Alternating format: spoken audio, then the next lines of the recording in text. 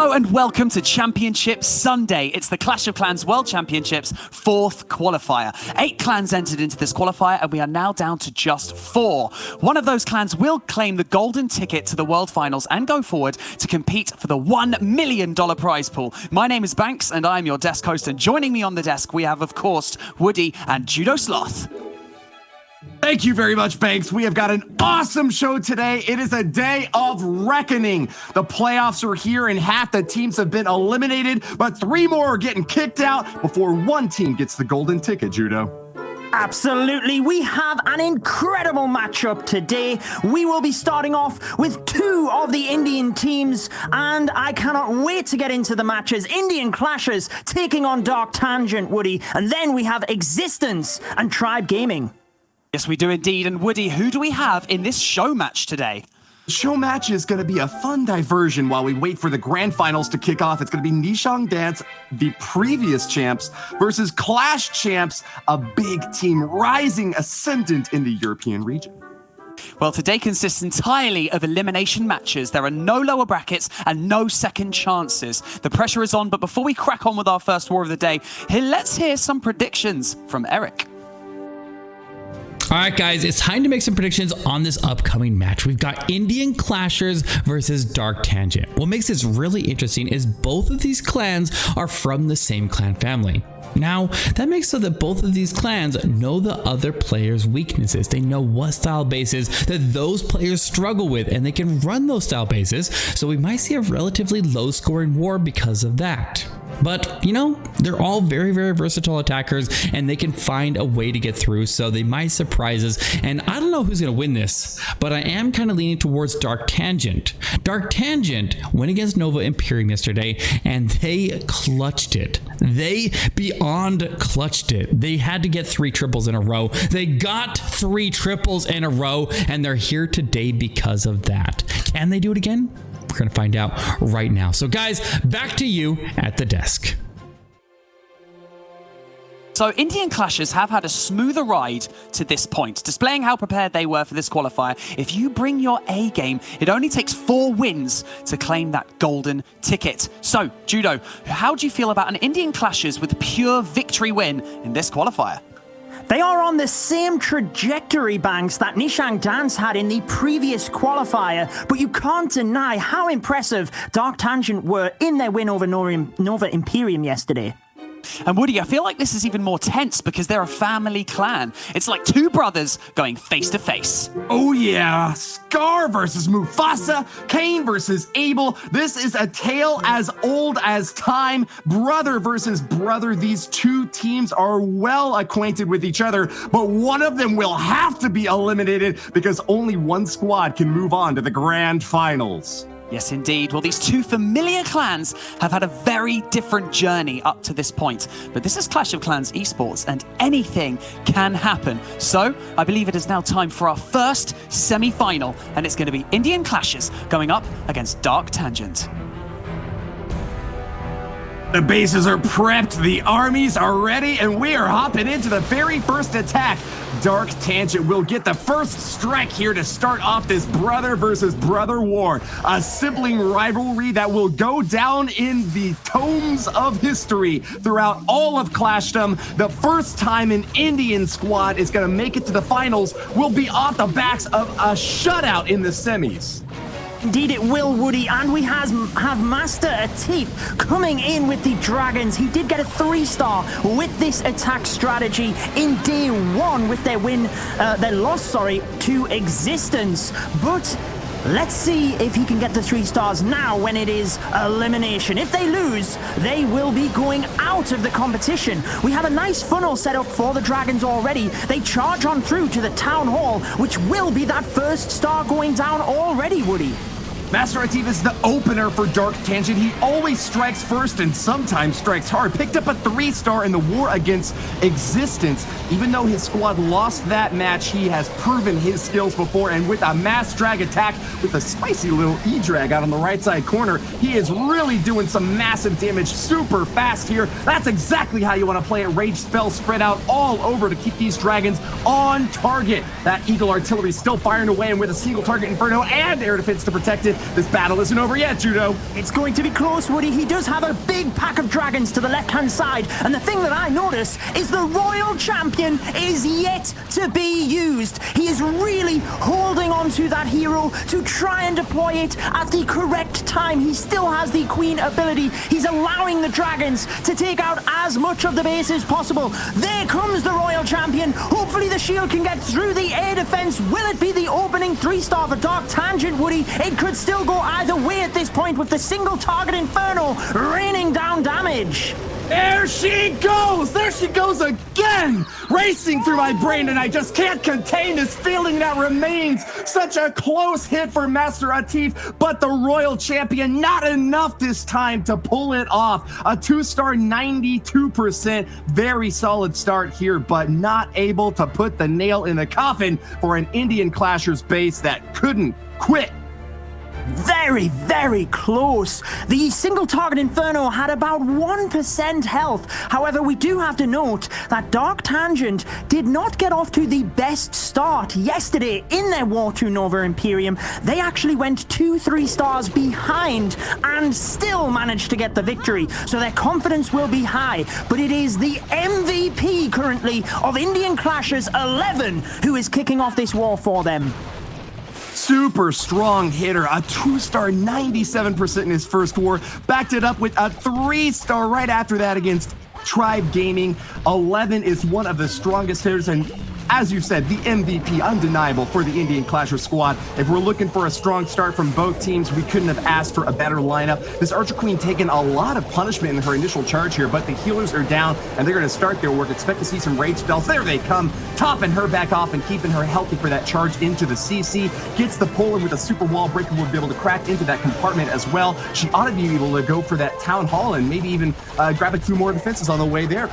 Beautiful, and the thing I like is the couple of Hog Riders in towards the air defense. Oh, they take it down, Woody, which is brilliant to protect the healers as he moves through. The Queen is comfortably taking down the clan castle before engaging the Town Hall. As you can see now, you called it perfectly. Beelined to the Town Hall. That will go down and provide a fantastic start for the hybrid. And we already have one of the scatter shots getting tanked on the left-hand side of the base as well, Woody.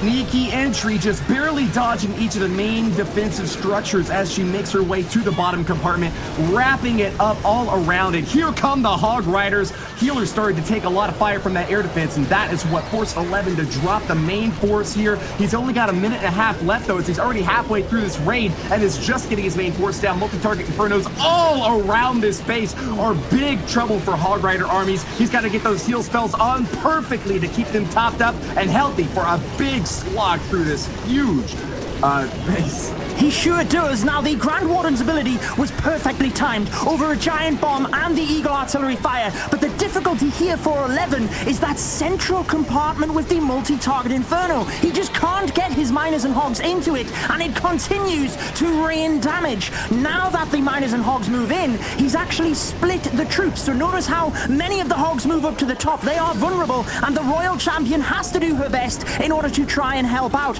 As the miners and hogs move through, they are just losing power towards the back end of the base, and with a multi-target Inferno and a scatter shot, you can't help but think that it might just be too much for the Indian Clashers.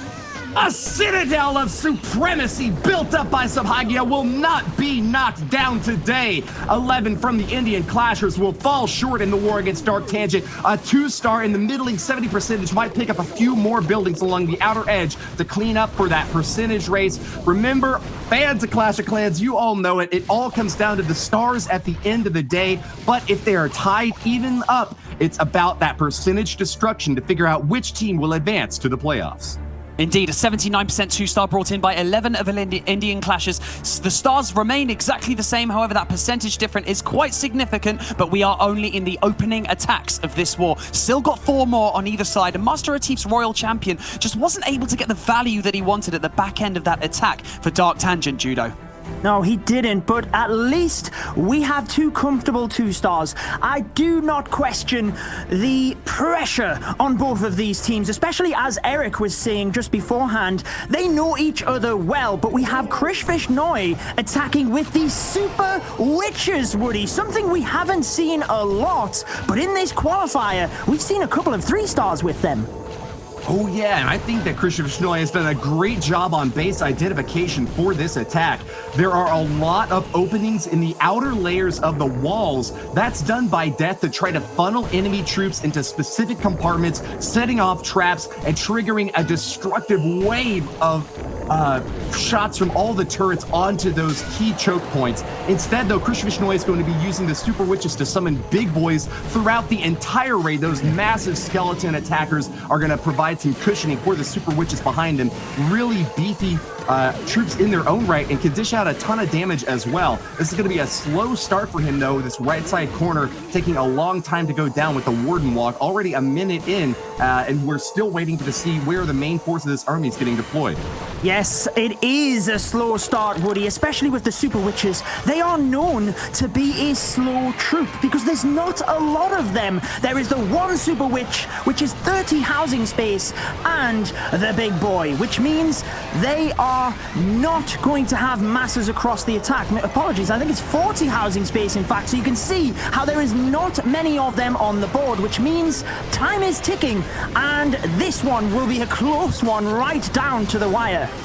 He's brought 2 jump spells, so he might be able to negate those walls on defense, but this is a really spread out base far and wide across the entirety of this map. It's going to be a tough call for Krish Vishnoi to be able to pull off a win here without getting a time fail. These Super Witches almost always encounter a time fail rather than having difficulty actually tearing down the buildings all across the map. So keep pace here with as many spells as you can to keep them on target, raging up the center bulk of these troops, but really struggling to make it past this first wave. He finally gets a second star, but less than a minute for cleanup. The Royal Champion towards the right-hand side of the base could be his only lifeline. He has to hope that the Royal Champion can move through the defenses quickly and the ability goes off. This can ping through a lot of defenses and taking them down. And you can see how close it is, Woody. 40 seconds with only 30% of the base. I think he could still get this one, but with the Tesla farm over to 9 o'clock, it could be difficult. Now there is the Royal Champion continuing to move through the base. The big boys are tanking for her to take down the defenses. 20 seconds. He could be in with a shot here, Woody. Do not write this attack off yet. Here they go for the final showdown against the Tesla farm, holding on for dear life. The electricity zapping down balloons left and right, but stuck on the walls. The big boy and Archer Queen cannot join the fray. This is going to be a defensive win for Death of the Indian Clashers. His last line of defense barely holding on against a Super Witch squad that seemed primed for destruction. You were absolutely right. More often than not, it is a time fail with the Super Witches. Notice how many troops were left at the end of the attack. Probably 5 or 10 seconds extra, and the 3 stars would have came in, which means the Grand Warden walk at the start of the attack, if that could have been spiced up and made a little bit more efficient, we could have been looking at a 3-star for Dark Tangent, but it was the 2, and it's now Indian Clashers that could take the advantage. It's beautiful to watch those long haul walks early in the raid. You gotta appreciate the artistry of the multi-stage hits that these top level players are pulling off. But it's all about the efficiency of each attack. How much do you get from each resource invested? In this case, we've got a very atypical choice here from Death, running a golem in this army camp instead of picking up the healers to try to keep his heroes alive and well through this raid into the left side corner. Stage 1 is going to see a big tank out in front, soaking blows for this triple hero squad, trying to rip into the left corner and grab maybe an Eagle Artillery and try to take out a air sweeper as well. Those can both cause a lot of trouble for La Lune raids. We've got 2 Lava Hounds backing up almost half a couple dozen rather balloons for this one, Judo. Indeed, and the thing I like here, Woody, is the entirety of the left-hand side of the base is down, which means the lava loon can easily track through the base. Now, you might have noticed there was a couple of balloons coming in to the short-range archer tower. That is to try and help with pathing, but he is struggling with the troops. Oh, the queen goes down. Can he get the rest of the troops with the poison? And it looks like the Inferno Dragon survives, Woody. Just a tiny sliver of hit points there. Even a minion could take it down if it gets the lock, which it ought to. They're walking into range. Anything. A few more added on, and that'll be enough for Death to take out the Inferno Dragon. But keep an eye on the main phase of the raid now, forcing out a 3-spell. That scatter shot was looking awfully scary, but Death has got a plan for everything, and here he comes. He is inevitable. Just like Thanos, he is sweeping through, snapping his fingers, and buildings go down. Another one goes down. Town Hall in sight, and with an additional free spell to lock down that Giga Inferno, he's going to add on the Eternal Tome far and away. A bit early for my taste, Judo. Gordon's ability, Woody, has been set off because he took a lot of damage. Avert your eyes! The balloons! Pop! Oh, they get through just, but it's not going to be enough to finish off the base because of the ability. That is why you need the ability over the Town Hall with a Lava Loon attack, Woody. Yikes, yikes, yikes. That was a big hit for those poor loons. Some of them survived thanks to the life orb provided by that Grand Warden. But wow, we are running short on troops and short on time as well. Doing our best to make our way through a single target Inferno. The Dragon's been able to lock on support from the Grand Warden. We'll be able to pop it. Oh, no, get it down. And that's going to be the last line of defense, holding on yet again. No 3 stars at all, Judo, for this war so far. Yeah, a shaky start by both of the teams. As Eric predicted, a low-scoring war so far. Maybe they do just know each other incredibly well, Banks. Yes, indeed. A 92% 2-star, though. Do not write that off. These are still very high percentage 2-stars. Unfortunately, the initial attack from Indian Clashes is bringing down that average percentage. But one of the most important elements at this level of Clash of Clans is time management. If you're going to use those slower, more tanking troops, for the initial portion of the attack just needs to be quickly established to allow for enough time, Woody. Yep, time fails are really heartbreaking in this war, especially when these two teams have fought so hard just to come up against a sister clan in the semifinals. But we got to recoup. There's no time to lick our wounds. Sabhagya is moving in for the next hit now for Dark Tangent. He's got a Yeti Smash army with 3 witches to go the distance. A jump spell added on top for a base that's really spread out. Lots of walls separating the innards here, but once you kind of crack through that one layer, if he drops that jump spell maybe near where that Barbarian King plinth is, he should have access to a lot of this base. He's going for that Grand Warden walk early on here as well, so that's going to be an easy chunk out of the left side. Great funneling done by Sabhagya on the first stage of this attack, Judo. An interesting base for sure, with the scatter shot central in the base to mean it is difficult to get to. No lightning value around there, but he managed to take down the single target Inferno, a couple of other defenses, and that also means for his Grand Warden walk, he is safe. He can take his time, set up the funnel, and now we see the supporting Yetis come through to draw the Grand Warden up to the top of the base. And look at the sneaky goblins, Woody. They are so quick to set up the funnel, taking out the resource buildings and driving the Yetis in towards the Town Hall with the Wall Wrecker there to support. No poison spell with this attack, and it looks like Sabhagya is going to do it the old-fashioned way, tearing through these CC troops with a massive army. But the Archer Queen, forced to pop that ability early, is going to be a big letdown. He was hoping that the rest of the troops would be out in front to block for her. Now she's really low, and with an Eagle Artillery firing away at the entire clump, that's going to require an Eternal Tome to protect as they path their way over that Giga Bomb. Town Hall goes down for the first star, and Sabhagya is about to grab the second, but this is still a lot of damage raining down on the raid, Judo.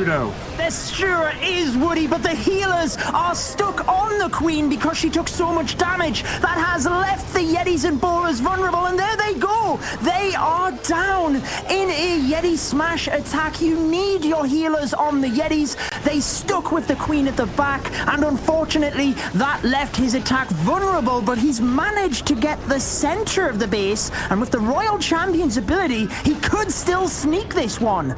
A freeze to end all freezes. The blizzard of the year by Subhagya shut down the Eagle artillery and the 1-point defense firing away at the Archer Queen long enough for her to get her job done. This is still a big army along the bottom side of the base cruising through what looks like defenses that have cracked and fallen. Subhagya has done it. This is looking like our first triple, Judo. 3 stars all day long, Woody. The king has his ability. 30 seconds on the clock. No time fail for this attack. Dark Tangent take the lead, and it will be Indian Clashers that now have to respond. They are behind in this war.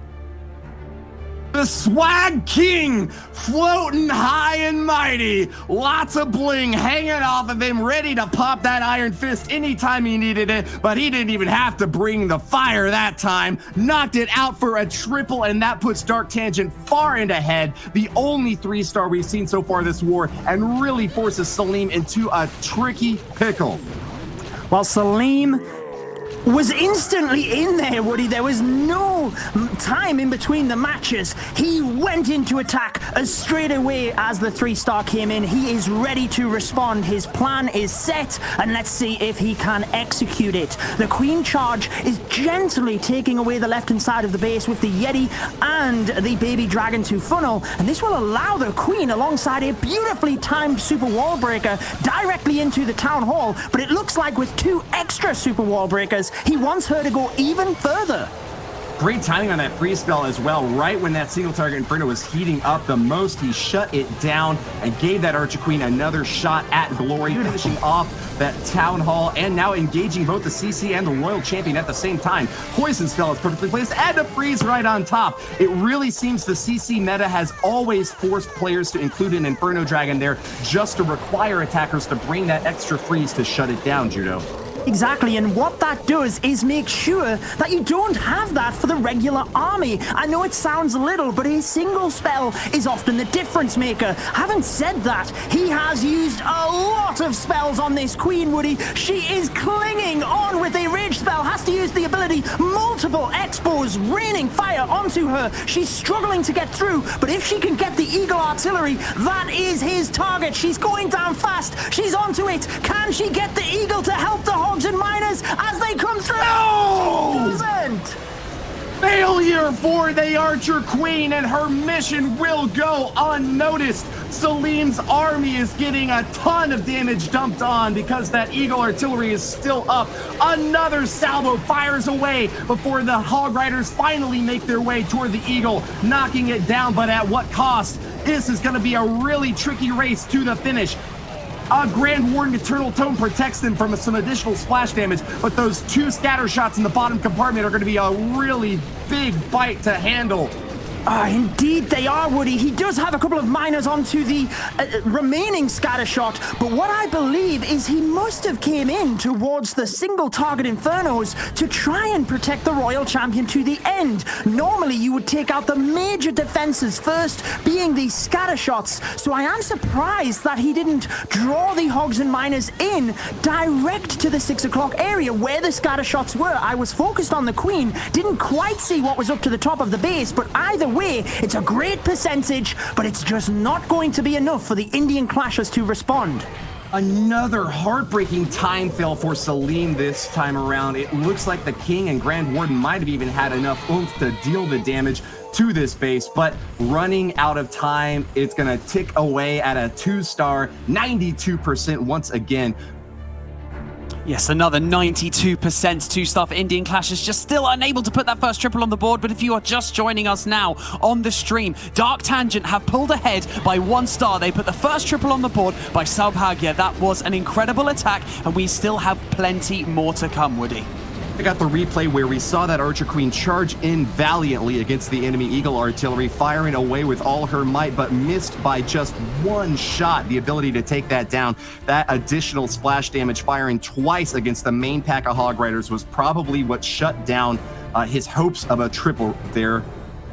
Indeed it was. That's how close it comes, Judo. Yeah, absolutely. You have to use the Grand Warden's ability to try and help with the amount of splash damage that comes down from the Eagle Artillery. Now it is Piyush who is the MVP of Dark Tangent, basically, Woody. And if they get a 3-star, they will really put Indian Clashers on the back pedal. Low and steady start for Piyush, one of the greatest attackers for Dark Tangent. He's picked up triples time and again. I thought he was a perfect hitter, actually, but I made a little mistake yesterday when we were casting Judo. He actually got a 2-star 99%. But Piyush from Dark Tangent is going to be looking for another one here and now, going to shut out the Indian Clashers if they get a final triple on the board. They're so far ahead in percentage right now that it's just a race for stars. And with Indian Clashers behind by one of them, it looks like Piyush could have the last say here in this war, still with 2 attacks remaining from their opponents. Indeed he could, and let's be honest, 2 3-stars and a 99%. That is a pretty good record. Let's see if he can continue that. He's coming in with his Drag Loon attack strategy, almost the signature move of Dark Tangent. We've seen it multiple times. You can notice the one dragon across to the right-hand side of the base. Often we do see them use an Electro Dragon to try and thin out that area, but now we see the traditional dragons flying direct into the town hall. If you can take that down early on, you don't have to worry about it doing massive damage onto your dragons if it is activated later on in the raid. This is just one dragon with that Eternal Tome, but the big part of the army has been well protected. Single target Inferno heating up on a poor Archer Queen. Will she wander out of range? No, it's going to require a free spell to keep her safe. All the dragons are stacked up on top of each other, though, and that's looking a little bit dicey here for Piyush. Oh, I'm so surprised he didn't press the King's ability to try and draw the Queen in towards the single. He gets fortunate with a couple of the dragons moving across and taking it down, but with an Ice Golem looming, is this going to be danger for Dark Tangent? When the Ice Golem is popped on defense, it will freeze his troops. Fortunately, the Royal Champion is out of range and might be able to reach the back end air defense, Woody. That is a super unfortunate CC for Piyush to run up against now. Freezing a pack of dragons that are already pretty slow are not what you want to see at all. We've seen the Royal Champion ability already used here, and with no healers to boost up these heroes, this is as much as they're going to get. That Eagle Artillery firing away throughout the entirety of the raid and finally going down. But at what cost? Piyush has made it to the backside of the base, but there's still too many defensive structures up. This Grand Warden doing his best to boost the remaining troops, but they are all down now, and it's a solo mission for him, racking up as much percentage destruction as he can, Judo.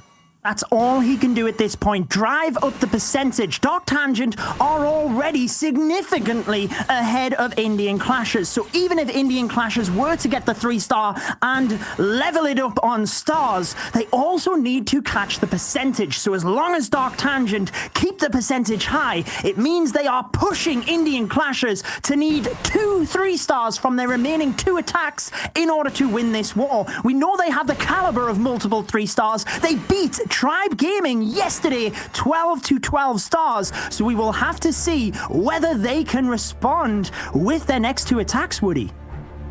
It looks like even with 2 triples, Indian Clashers would not be able to reach a 93% destruction.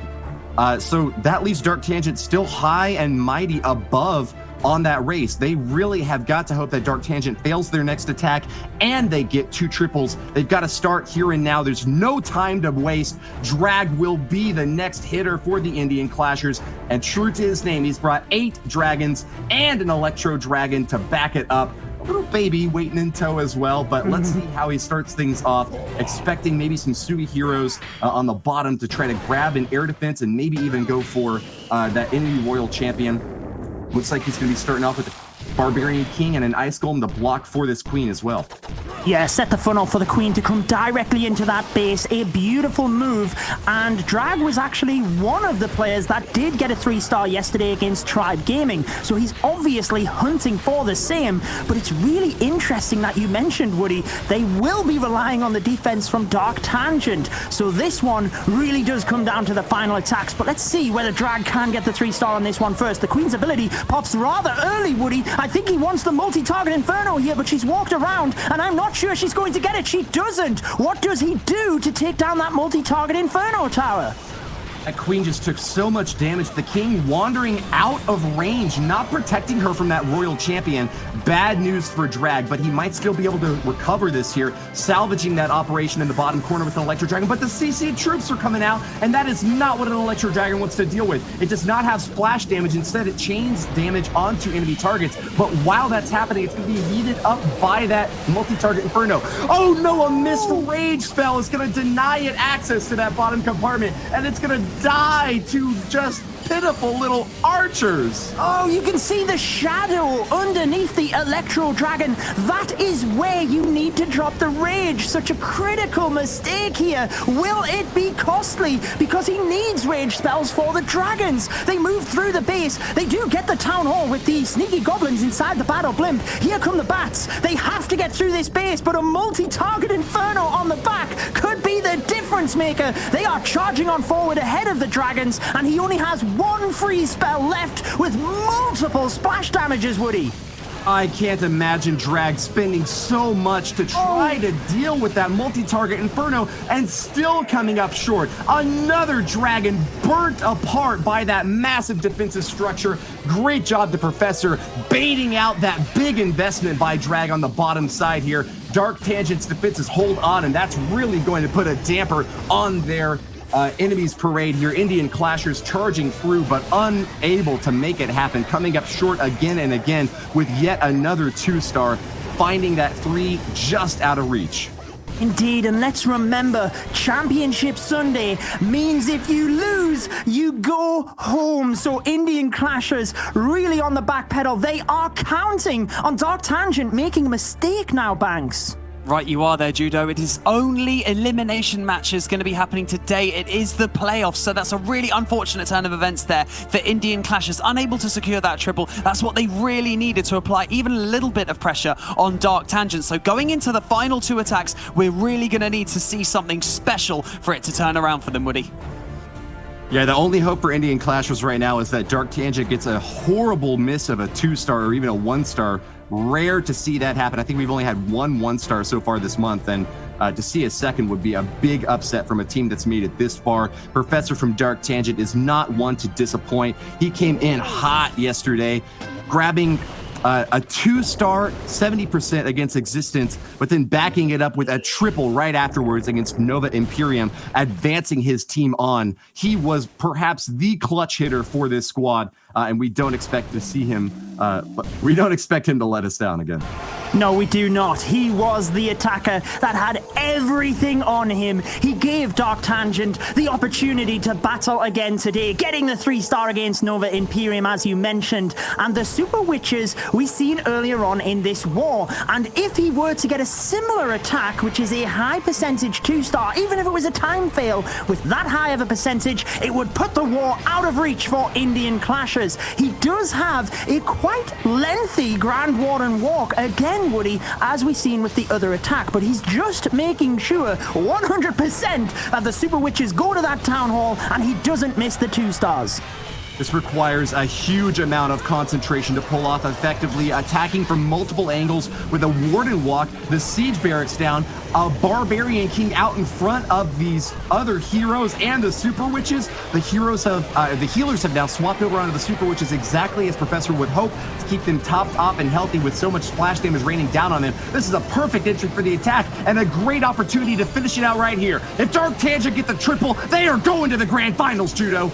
They sure are, but there's not a lot of troops on the town hall, Woody. He uses the rage onto just a couple of Yetis to make sure it goes down. There is the 1st star. The Super Witches move on to the center of the base, and with only splash damage, no single target Infernos, it means the big boys are well protected, and he waits patiently on the Royal Champion to make sure he can deploy it from the correct area of the base. Here she comes from the right-hand side. No single target Infernos to take her down either, so he's onto a good attack here. He's 1% away from the 50%, which is the 2nd star. And we can presume if the attack were to continue, he will indeed get it. The attack will continue. He's already deployed his troops, even if, unfortunately, he's lost connection towards the end of the attack. This one would play out and hopefully give Dark Tangent the win. That's right. they're almost guaranteed to get a 2-star with the way things are shaped up here. So even if we only count it as a 50%, Dark Tangent are going to have a very impressive lead over the Indian Clashers. I'm running the numbers right now, and it looks like even if we just call it a 50% hit here, that would bring their total percentage destruction to 85.04. So that would actually be a pretty significant hit and leave an opportunity for the Indian Clashers to come back. But I think it's got to be higher than 50%. As the attack continues now, we'll get a chance to see how this thing is going to finish up. Yeah, exactly. Even if he can't use the abilities or deploy any more troops, he does have a healer onto the big boys. So let's see how the attack plays out. We can presume he's lost connection here, Woody, and we just need the percentage higher and higher. We can see on the screen that it continues. The attack finishes, and it's 89.8% total destruction for Dark Tangent. Now, with the mathematics, I'm not too sure, Woody. Would Indian Clashers be able to catch up here? I guess we'll have to find out. No, they cannot. Even with a triple, that would only put them up to 87.36%. So it seems like Dark Tangent have done enough to shut them out. It looks like they'll be going to the grand finals. They sure will be. They can celebrate. They do not have to worry at this point. They need to fix things before the grand finals. We will find out who they are going up against. It is going to be either Existence or Tribe Gaming, but Indian Clashers will want to give themselves a 3-star here. Like you said, Woody, brother versus brother, they will want to showcase to Dark Tangent that they can put up a 3-star on the scoreboard as well. Yes, indeed. And it's just going to be a few more minutes to wait until we get to announce the final scoreline here. Dark Tangent already breathing a sigh of relief. Their work has been done, and it has met the standard. Even with a slip up there in the last hit, they got to check their internet connections, but I think that they're going to have enough after all. Serial Killer will be the final attacker here for the Indian Clashers to put an exclamation point on a fantastic semifinal match. This brother versus brother showdown is finishing off finally with the Dark Tangent squad moving on. Well, I was able, Woody, to interview both of these teams on the COC Esports Twitter page, and they were asked what would happen if you faced each other, and they all said it would be a fun match. And let's remember, Clash of Clans is there to be enjoyed as well, so I really hope that both teams have had a fantastic day. Now, unfortunately, confirmation is in. Indian Clashers, as you mentioned, cannot catch up. It will be Dark Tangent moving forward, but let's see if Serial Killer can indeed get that 3-star. It's all about bragging rights right now, swagging through on a base that has got no hopes for advancement. Serial Killer will still move in with precision to try to execute the plan that he had laid out in case this would have been the clutch moment to get through. He's cracking through multiple compartments with those super wall breakers and showing us a masterclass in Archer Queen charges. She ought to be able to even make it onto that enemy Royal Champion and possibly the scatter shot as well. A balloon right on top is actually taking no fire at all, tearing it down and giving Serial Killer a beautiful entry into this really spread out base. They can showcase their class, Woody. We know how good the Indian Clashers are. They have put on one fantastic performance throughout this competition, and at least they can cheer on their counterparts, Dark Tangent. We know how good this clan family is, and this attack is testimony to that. Look at this queen charge. As you mentioned, the inside of the base is gone, and the lava loon is only just beginning from the top area of the base. Imagine putting your Eagle artillery in the very center of the base, protecting it with 3 layers of walls, and then still seeing it torn apart by just a queen charge. She knocked out that bottom corner, and with just a little bit more help from the Royal Champion, finished off the right side to give Serial Killer an easy entry to that last line of defense here. A multi-target Inferno will start to burn up these balloons, but with the Eternal Tome, Serial Killer has done it. This looks far and away a 3-star opportunity for the Indian Clashers. What a showing from the subcontinent in this September qualifier. They have really come over the top and impressed a lot of new fans out there, knocking apart Nova Imperium and Tribe Gaming on their way to that grand finals position. They've got as good a chance as anyone to grab the golden ticket this month. They do indeed. Serial Killer managing to close out the first semi-final match with a triple. Going out in style, Dark Tangent will be progressing into today's finals. They kept their nerve throughout, and they showed why they should be at this stage in the qualifier. I mean, what stood out in that war for you, Judo? I mean, it was actually fairly close, wasn't it, going up towards the end there? I think it shows the pressure that both clans are under in the semi-finals of a qualifier. Just being able to grind out the attacks, but put up fantastic defenses again. I think the Indian community can celebrate. Their teams have put on a fantastic performance, and they can get their fans behind Dark Tangent as they move to the finals. Yes, indeed. We have a matching in stars there and only a roughly 2% difference in percentage destruction there. We have some fantastic stats on the board already in today's finals. We did not come here to disappoint, and these two clans will obviously be happy for each other, being counterpart clans from the Indian community. Now, I'm going to hand you over to one of our favorite Clash of Clans streamers and content creators who has picked out one of the best attacks to break down from this war. It's Carbon Finn at the Telestrator. Thank you very much, Banks. We're going to go and break down one of these attacks that came in with the Sap Yeti Smash. And we're seeing, we're breaking these bases down with the intent of why did he do this? He's coming in with the one jump spell to get access to the core of the base. But the big thing is he's going to use these lightnings to help take down this initial section here where this Grand Warden is starting his walk. He wants to use the lightning here onto the multi-target Inferno to help clear this, and then drops the Earthquake to take that down so he doesn't have to worry about that. Remember how I've talked about in the past where you want to create and take out a section with those lightning spells, which would be this section here. The Grand Warden can set that funnel additionally, and then now the only remaining parts of the base is kind of this shape through the base, just like that. So then he can use the one jump spell to get into the core of the base here as the Yetis, the bowlers, the queen, everything will charge their way through. Because what you want to do is, what you'll notice is he drops this king with the 3 witches to help clear the outside buildings and defenses that are out there. So here comes the wall wrecker. The king and the witches are going to be responsible for everything over here. Now, what is his jump spell going to give him access to? It's going to be able to get to the core scatter shock and be able to get inside the base with the Yetis. And so he's going to drop the jump spell right here into the middle to help get him access to that. So they're going to charge their way straight through with that warden ability through the town hall.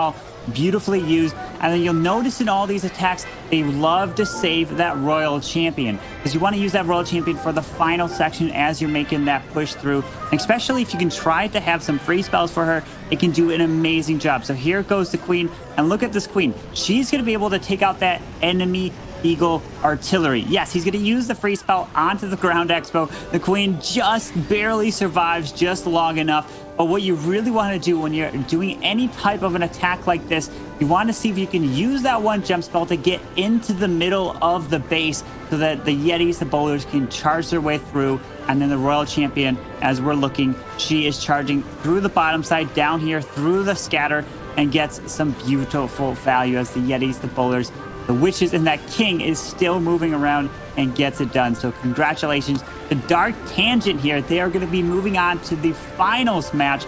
Unbelievable so far here in the qualifiers. Now we're going to jump back over to Eric and see his prediction for the Tribe Gaming versus Existence match. It's time once again for predictions. Our next matchup in the semifinals is Tribe Gaming versus Existence. And if you would have asked me on Friday morning which two teams would be playing in the finals, these are the two teams that I would have said. Tribe Gaming and Existence keep popping up over and over and over in every Clash of Clans esports tournament circuit, and they're constantly winning them. These are two powerhouse teams, and I thought it was a little bit of a fluke that Tribe Gaming lost to Indian Clashers. Both teams played phenomenally, but Indian Clash was able to edge them out. I don't think, given another opportunity, that Tribe would go down to them again. I really feel like this is Tribe's month. I don't want to jinx it, but I feel like I'm jinxing it, which is going to mean Existence is going to win. But I'm going to call Tribe Gaming for this match, and hopefully I'm not wrong. I don't want to jinx another team there, and we'll see if Tribe can go all the way. Back to you guys at the desk. Thank you so much, Carbon, for breaking down that attack, and Eric for your predictions. Now, before we move on, I would like to just quickly say that Dark Tangent have unfortunately been disqualified for a rule violation. Therefore, Indian Clashers will be progressing into the finals today to battle it out for that golden ticket. So that being said, we are going to move into our second playoff match, and we have the Mohawk-wearing, base-tearing, clash-bashing is in the building. Now, Bash, it goes without saying that we have huge expectations for these next two clans. So please set the scene for us and who is looking dominant. This war could have easily been our grand final. We got Existence versus Tribe Gaming. Both teams put up some strong performances yesterday when it mattered the most. Existence put up 13 stars to get themselves into the playoffs, and then Tribe Gaming was in that lower bracket and put up 13 stars of its own. This battle is going to be so intense, and it's going to be anyone's ball game.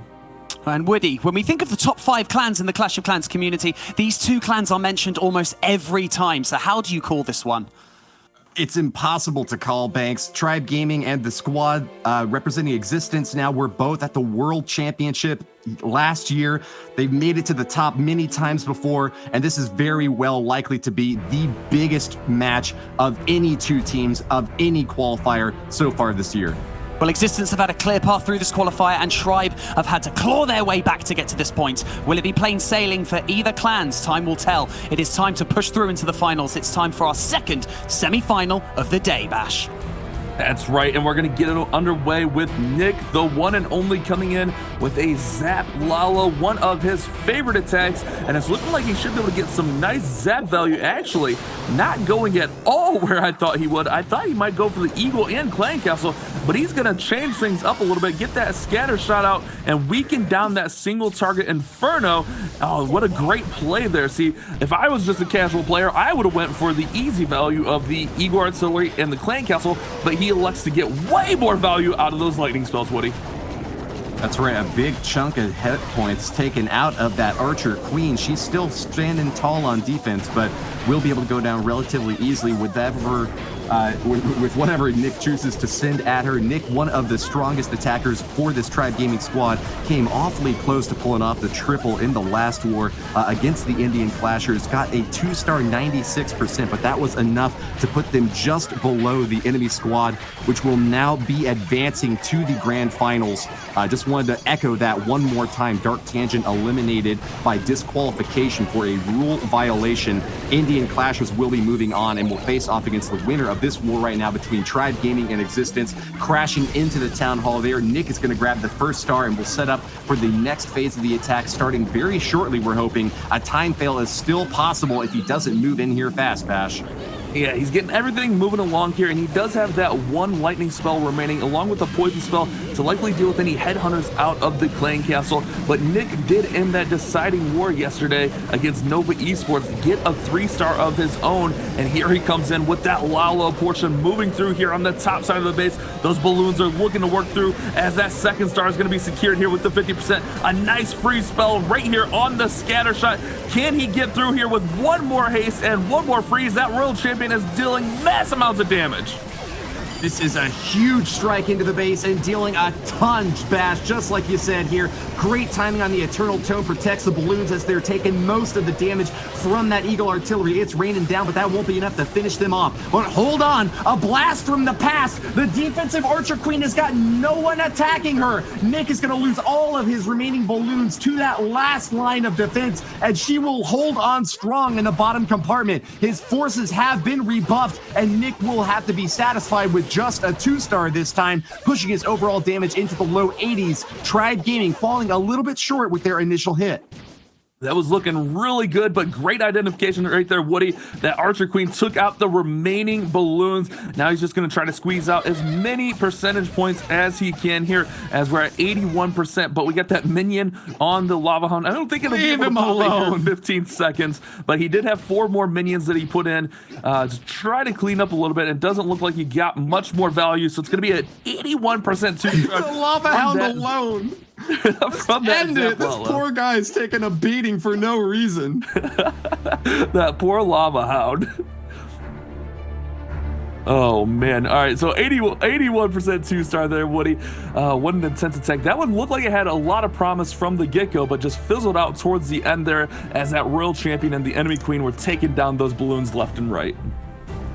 Yes, sir. Yeah, 2-star 81% is going to be far lower than Tribe's been able to pull off in previous matches. That percentage going to potentially drag them down as they've lost wars before on percentage. Their match against the Indian Clashers, just like we previously mentioned, evened up on stars overall. But Tribe Gaming, known for taking risks, known for making those aggressive plays that can grab 3 stars from bases that seem impossible to beat. But if it doesn't work out for them, leaving them a little bit dry and missing on the percentage game. So they're a very swingy clan when they go for the ropes like that. Let's go back to Metro from Existence, though. Another really highly skilled player, of course, at this level of play. He picked up a 2-star 82% in the opening match on Friday, and then followed it up with a 2-star 64%. So we're still waiting to see the triple from him. Having picked up the win over Dark Tangent, they moved on from the top of Group B, but we're still trying to find out whether Metro's got it in him to pull off a triple here, Bash.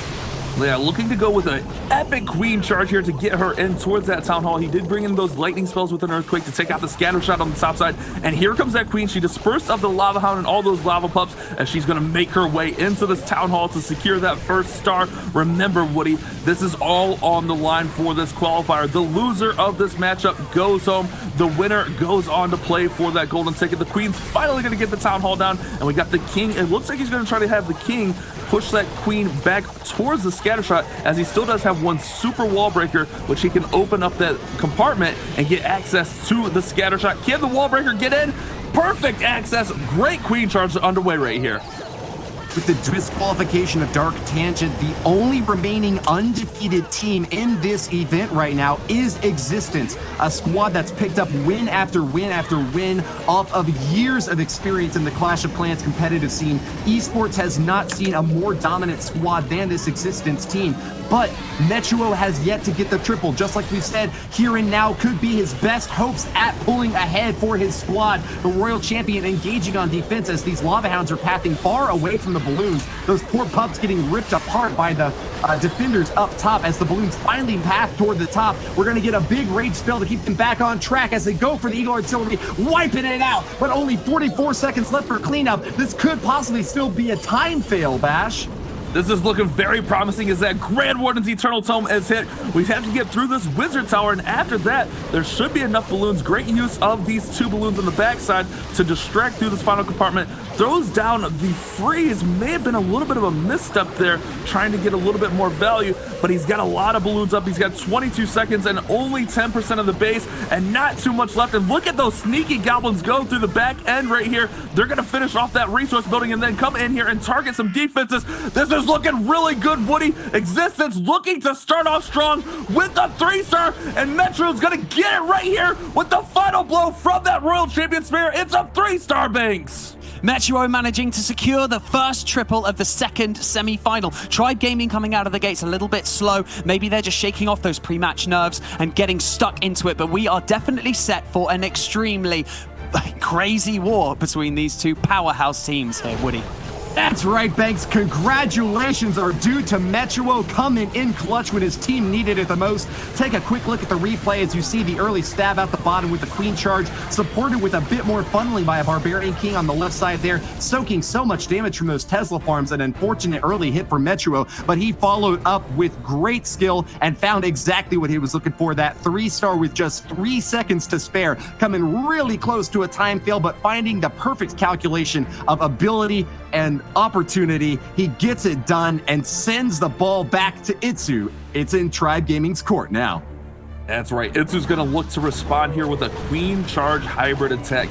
Going to try to get this queen far inside the base as we have 3 super wall breakers selected here, Woody. This is looking to shape up to be an epic queen charge. Going to open up this first compartment right there near the air defense and likely try to open up the compartment right behind it and get into the scatter, which should give access to the town hall as she pushes through. And then he's probably going to hold this last super wall breaker to get even further into the base. Great use of the balloons right here to take out that mortar to push the queen back down into the base. You don't want the queen following that mortar, targeting it and coming up, but he's actually going to push the queen over towards the town hall compartment, and she'll work along that top side to work that first star. Here comes the headhunter to help out with this king. Awesome.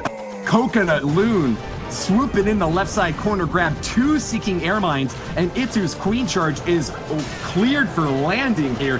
Itsu, one of the strongest attackers from Tribe Gaming, has picked up 2 triples already this month, and he is looking for a third here and now to complete that tic-tac-toe. Free spell goes off, but it's going to miss that Inferno Dragon, and that's going to force another one from Itsu, an uncharacteristic misplay here, but the Queen Charge will still be going strong. Requires another Rage to keep on target, but a single target Inferno now heating her up. That's going to require the ability to get popped out here. Can she survive so much firepower? And he's going to have to adapt here and send his miners and hogs right at the Town Hall. I don't think that was part of the original plan. I think the plan was to get the Town Hall down with the Queen Charge. However, the Queen had plans of her own, and she went towards the south of the base. But here we go with that Warden's Eternal Tome to protect the hogs and miners, and even that Royal Champion through the Town Hall. The single target Inferno is going to get down here. We got the Eagle scatter shot and the Royal Champion here on the back end. That Queen somehow stays up through the single, gets it down here. This is looking really strong from Itsu. Things didn't go as planned, but he's got a strong push through the middle of this base. The 300 IQ Queen juked out to safety, evading fire from the single target Inferno just long enough to crack down another layer of walls to finish off that key defense. What an awesome play from Itsu as he rounds about to the last line of the base. A Tesla farm pops up, but is that going to be enough to stop these hogs hammering away? 40 seconds for cleanup is plenty of time. It's just a matter of getting the troops on target. Has he done it? I think he has, Bash. I think he's going to get that 3-star Woody, the answer that Tribe Gaming needed. The Royal Champion does go down here, but we got a P.E.K.K.A out in front with 4 Wizards behind to take down these final buildings. Should be able to get that Royal Champion pedestal. This might actually be close with 16 seconds. Oh no, Woody, this... Oh no, this might be... Oh, it's going to be so close. Can he get through here? I get it close. The firepower from those Wizards needs to come in here and now. Knock down the cannon. The plinth is still standing. Itsu with the 99% 2-star, missing that last crucial building. Tribe Gaming have been demolished, torn to smithereens. Their hopes dashed against the rocks as they beat their heads against an impossible competitor. Existence with a 3-star on their side have a chance to clinch it. Can they get it done, Bash?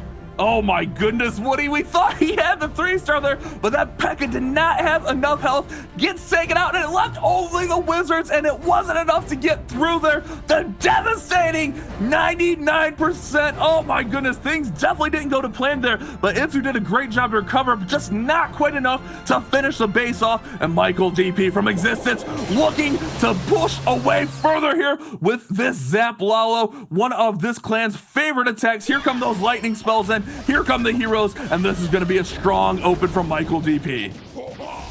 All the power in the world could not force Itsu's hand to get that last building, and with it, Existence have the perfect opportunity to get a back-to-back 3-star and shut Tribe out of this war before it's barely even begun.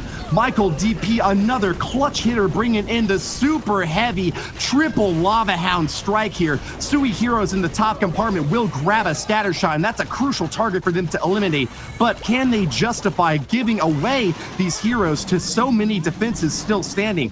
3 single target Infernos are going to be massive targets for these Lava Hounds to deal with. Instead, Michael DP is going to evade them entirely, going on the right side corner to begin with. He has to deal with these Clan Castle troops as well. He's got a great path towards the Town Hall, and he even has that Battle Blimp selected right now. So we may see the Battle Blimp come in here and work right at the Town Hall. Here comes that 3rd Lava Hound coming in with the Grand Warden really late. Needs to get that Eagle Artillery down, and here comes the Battle Blimp. I don't know, man. This is all over the place. The Town Hall gets activated. He's going to have to pop that ability really soon. Those balloons are getting burned up. Has to use the freeze spell. Will the Town Hall fall here? He has balloons and dragons, and he'll be able to pop that Warden's Eternal Tome. But this one, there's still a lot of base up. Those 2 singles that you mentioned, along with some splash and 2 air defenses. I'm not sure that he's going to have enough to finish this one off, Woody. So leaving the door open for a Tribe response. That's exactly right, Bash. It looks like Michael DP is coming up short. A lot of balloons still swinging around in that tornado trap, protected by the Grand Warden. They are going to go a bit further here, especially with so little splash damage on the backside. But 2 air defenses and that still standing Wizard Tower are going to cause more problems than I think Michael DP was prepared to handle with. Still, the cleanup along the outer edges is going to bring that overall damage destruction above the mark.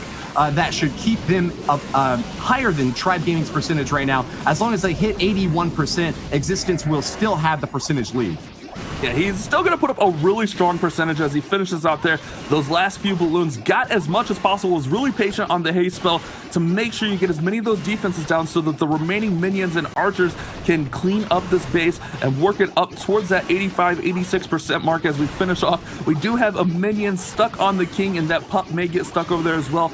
So looking like maybe even might get to the 87% mark here if the time permits with 17 seconds remaining. That was a really strong start, but the Warden came in an awkward position and only protected a few of the balloons, a small pack of them. They were kind of spread thin throughout the base and just did not have enough to get through that hefty center of the base. 87% 2-star, still going to put Existence in the lead here, Banks.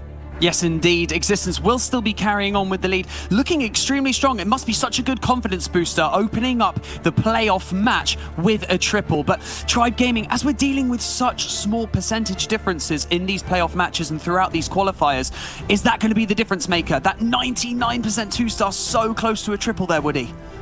It absolutely very well could be. Itsu is one of the strongest hitters for Tribe, and they knew that they had to get a triple up on the board up against an Existence squad that had already done so with their first hit. We're already now 2 attacks in for each clan, and Tribe Gaming has got to be worried. They are behind by 4% and haven't yet got that triple that they have so desperately sought to get the lead in these matches.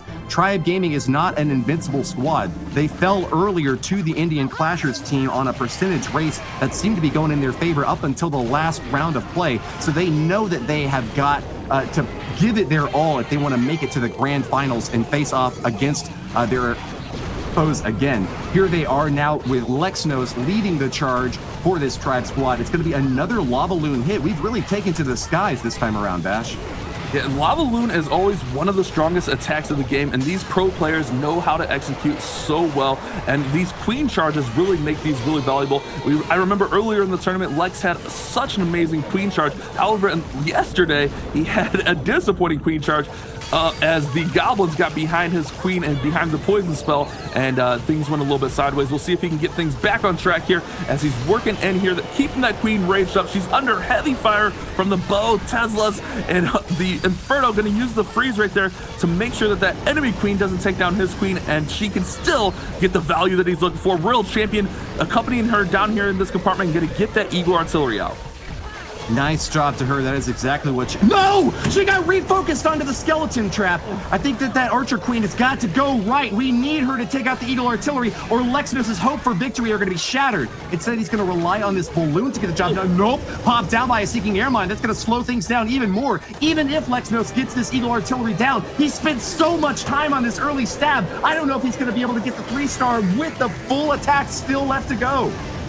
Yeah, that hefty attack here. A minute and 30 in. The queen does finally go down, but that eagle still standing. He tried to send another balloon, but it went down as well. Here comes yet another balloon. That eagle is really low. One shot, maybe even the death damage from a balloon dropping on it will be enough, but these balloons are getting ate up by the this multi-target Inferno rather. Here comes the battle blimp towards the town hall. The eagle shot, oh my goodness.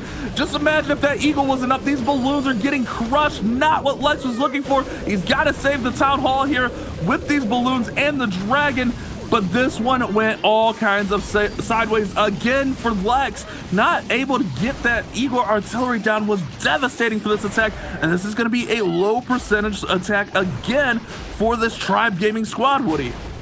Too little, too late barely comes close to describing it as an avalanche of Fs rips through the chat. Lexnos of Tribe Gaming will get that 2-star, and the 70% is creeping up a bit more. They are not shut out by any means, but this is yet another opportunity missed by a Tribe Gaming squad that has been so strong in so many Clash of Clans World Championship qualifiers, but has a bit of a strange streak, either getting those massive, huge, impressive triples or falling short on risky plays that just haven't been able to propel them to the win yet.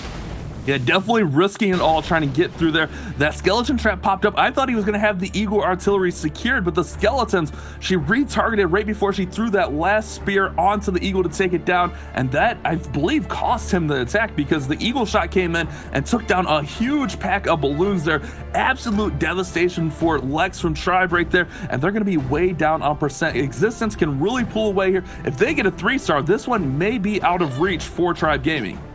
You might think you have the perfect plan for destroying a base, but it can all come down with egg on your face. If one little trap is positioned where you don't expect it to be, that can be curtains for your raid. Just that one skeleton trap, its positioning and being set to ground, both crucial at frustrating the early attempts from that Royal Champion. If you think that you can just kind of throw your traps anywhere you want after the base building is over, you have got another thing coming to you if you want to make it to the World Finals. As we saw here, that made all the difference in the last attack, and now Al-Mualim has another opportunity, just as Existence saw in their second hit, to pull far and ahead with another 3-star against a Tribe Gaming squad sitting just at 6 and yet to pull it off. A Queen charge in the bottom left corner will be the opening foray for this charge, Bash. Queen Charge Lalo seems to be the favorite of this war right here. When you do a Queen Charge Lalo, you're committing 70 camp space out of your 280. So 25% of your army is going to be with the healers, and that doesn't count any Coco Loons that you may use to protect those healers from any Seeking Air Mines. Doesn't count all this rage spells you're going to use on this Queen Charge. So it leaves you really thin, as we see here. He's got 2 Lava Hounds, and after all his Coco Loons are out, we're down to 13 balloons. So he's going to have to get massive value from this Queen Charge as she works in here. We did have those lightning spells come in early and take out single target Inferno, which always helps Protector. He opens up this compartment so he'll have nice access to the Town Hall, but this Lava Hound's gonna pop with the Expo on her and the Eagle artillery now targeting her. She's gonna have to fight for her life here to stay up. Can he finish this base off? There's no way, if you ask me. They say slow and steady wins the race, but not in Clash of Clans. You have got to get your attackers in there lightning fast, a lickety split. It is the only way to get the triple off. Al-Mualim now already almost 2 minutes into the attack and still holding on to his loons. No rage spells or haste spells at all. This is one of the slowest attacks in the game, and there is almost no way, if you ask me, to get 50% of the base destroyed in less than a minute. He is really going to be dashing for the finish. Can he get it done, Bash? He gets so many of those key defenses down here, Woody. Don't count him out yet. He's got the scatter shots down. The Stone Slammer is on the Eagle artillery right here. We do have a single target Inferno. We got balloons, but we don't have anything to propel these balloons through. He has cleanup all throughout. He's got a nice shot here, Woody. Don't count this one out as he's working through the backside of the base. That World Champion's helping out. The Lava Hound pops. That's exactly what he needed. If he can finish off these last 2 defenses, it's going to be really close with 4 storages down towards the bottom side, the bottom right side of the base. He's going to have to rely on his cleanup. It's going to be so close with time. I don't know that he's going to have enough cleanup to get this one done, Woody. Yeah, y'all think Lalo moves fast. I see you in chat, but look at how many storages remain on the right side. That's a ton of hit points, and those balloons are slow as molasses. A 2-star, 95%. Nice effort by Al-Mualim. Picks up 1 more percentage there at the end as the dragon swoops through. Existence will hold on to a commanding lead, but the 3-star remains a little bit short there, Banks. Exactly, that ever-elusive 3-star in the playoffs. This is when you need to clutch up those kinds of attacks. 96% 2-star, I mean, that's still an incredibly high percentage, pushing Existence even further into the lead. It just seems like this qualifier across this weekend, Lexnos has just been really unlucky, been really unable to secure those triples and get those high percentage 2-stars, because you can scout these bases right down to the T, but then if one thing doesn't go the right way and you leave a slither of health on a particular defensive structure, it's just curtains, Bash. Yeah, and that's exactly what happened there. On the counter to that, Al-Mualim had a great Queen Charge there. Was a little too patient, trying to get as much value as possible, and it just ended up with the time fail. It was so close, but we talked about how much value he needed to get to that from that Queen Charge, not having so much balloons and Lava Hounds on the second phase of his attack. but the time fail leaves the door open for Chang. Chang, one of the strongest hitters right now, has not missed a 3-star in any of his qualifier appearances this year yet, and he's going to go with the Yeti Smash with the lightning spells. Can he get another 3-star here, Woody? Look, they say patience is a virtue, but so is prudence. You've really got to get in there faster if you want to pull off a triple, and these players know it. Chang is going to be the next to attack for Tribe Gaming, and he has got to get a triple right here, right now, just to keep his team above water. They are treading and at threat of drowning right now. If an existent squad is able to put 2 more 3-stars on the board, they have got actually no chance at moving on. Chang's strategy now is to get a triple, hope that existence fails in their next 2 hits, and then back it up with another triple. They are really going to have to come back with a monsoon of destruction, wiping out a base that seems so hard to face off against, but he's moving fast. There is no way this is going to be a time fail. It's all about whether or not they can knock down those defenses, Bash. He had an epic double wall breaker right there to push the Yetis and Bowlers into the middle of the base. Now he's going to have that jump spell to get to the back end compartment. However, he will have to fight through a wall later on in this attack. Chang had such a clutch attack with this strategy yesterday. Here come the Hogs out of the Siege Barracks. They're going to be accompanied by that World Champion up and around the top side of this base. However, it looks like most of the Yetis and Bowlers and the core got taken out. So it's going to be on this push as we have a few Yetis on the outside of the base with the King, and we got the World Champion accompanying them around the outside of this base. Here comes the Queen back in. Maybe we didn't lose all of the Yetis and Bowlers because there's a few still straggling through there, trying to deal some damage and finish this base off. Archer Queen pops her ability, and she's got a few troops out in front of her, but with such long range, she's going to target onto structures that put her in a position of being fired upon by that multi-target. It's going to finish her off, and that's going to be a big hit for Chang's forces. Still, though, with a Grand Warden alive and barely able to protect the remaining troops as they charge their way into the last compartment, this is going to be a showdown for the ages. They're trying to crash through that wall up top. Don't count out that last little bit of army. They've still got a couple of witches, which are spawning a ton of skellies. If they can crack through these last splash damage defenses, that could be a ton of damage. Throw those boulders. You ain't got any time left to spare, Chang. This is going to be so close, Woody, but those witches are under target from the multi-target Inferno, and he's not going to quite have enough here. I don't think those witches are going to be able to withstand the multi-target beams. They go down, and Chang's first misstep of this in both qualifiers that Tribe has been in is a 93% 2-star. The devastation here, those archers are going to try to bust through the wall, but even if they get through, that multi is going to burn them to a crisp in a hurry. Oh my goodness, it was so close. That multi-target Inferno was just too much to overcome at the end of this attack. A very valiant effort, but not quite enough existence in a commanding lead here, both on stars and percentage points. 2 witches would have had no trouble at all with the last remaining defense and archer tower at the bottom corner there, but with those bowlers a bit distracted by the skeletons that popped out in that last trap, we once again see skeleton traps being the saving grace of bases when they need it most. Those little bony brothers sure can dish out a ton of damage. Just as we saw in Lost and Crown, those skeletons cannot be underestimated. They can make or break your chances at World Finals qualification. Creason from Existence will be the next attack we're moving in now. A really heavy hitter with this 11 mass drag army. Might be one of the most focused attacks that we've seen so far. A lot of times these hits will bring in an E-drag or something else to get some funneling done, but 11 dragons are going to get a lot of spell support as well, tearing through that bottom compartment right below the Town Hall, Bash. He's going to have a strong open here using those lightning spells to deal mass amounts of damage. The Royal Champion, however, gets taken down by the King, and here comes that Stone Slammer to take out that single target Inferno, and I think we're going to have these dragons coming in here fast.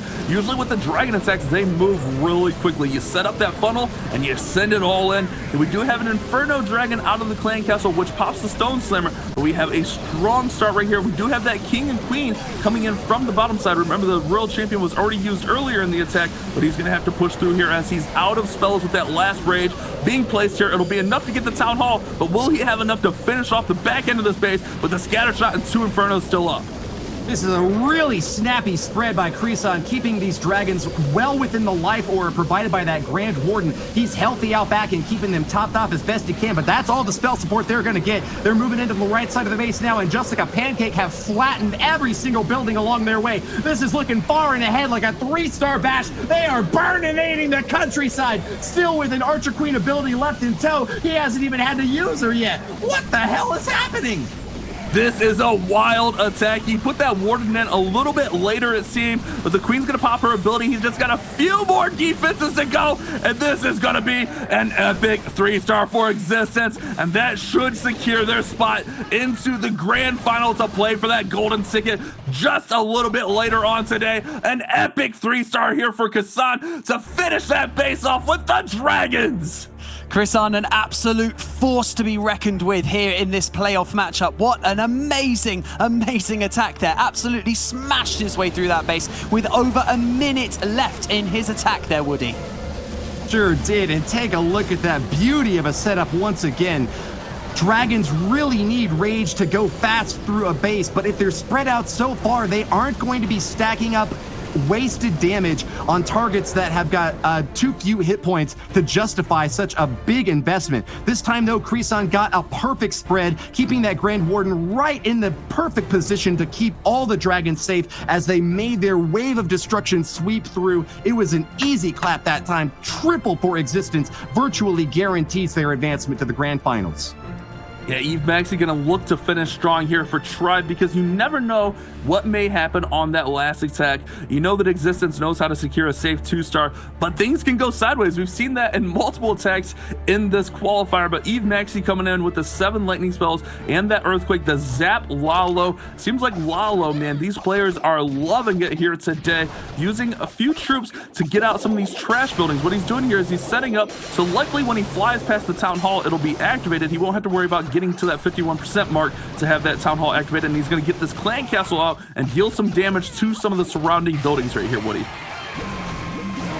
Eve Maxi with the setup down in the bottom left is sent in that Sui charge. Tesla farm pops up and might be a little bit of a surprise for Maxi, but I think he's just as happy to deal with them early on than to have those balloons get zapped down out of the sky later.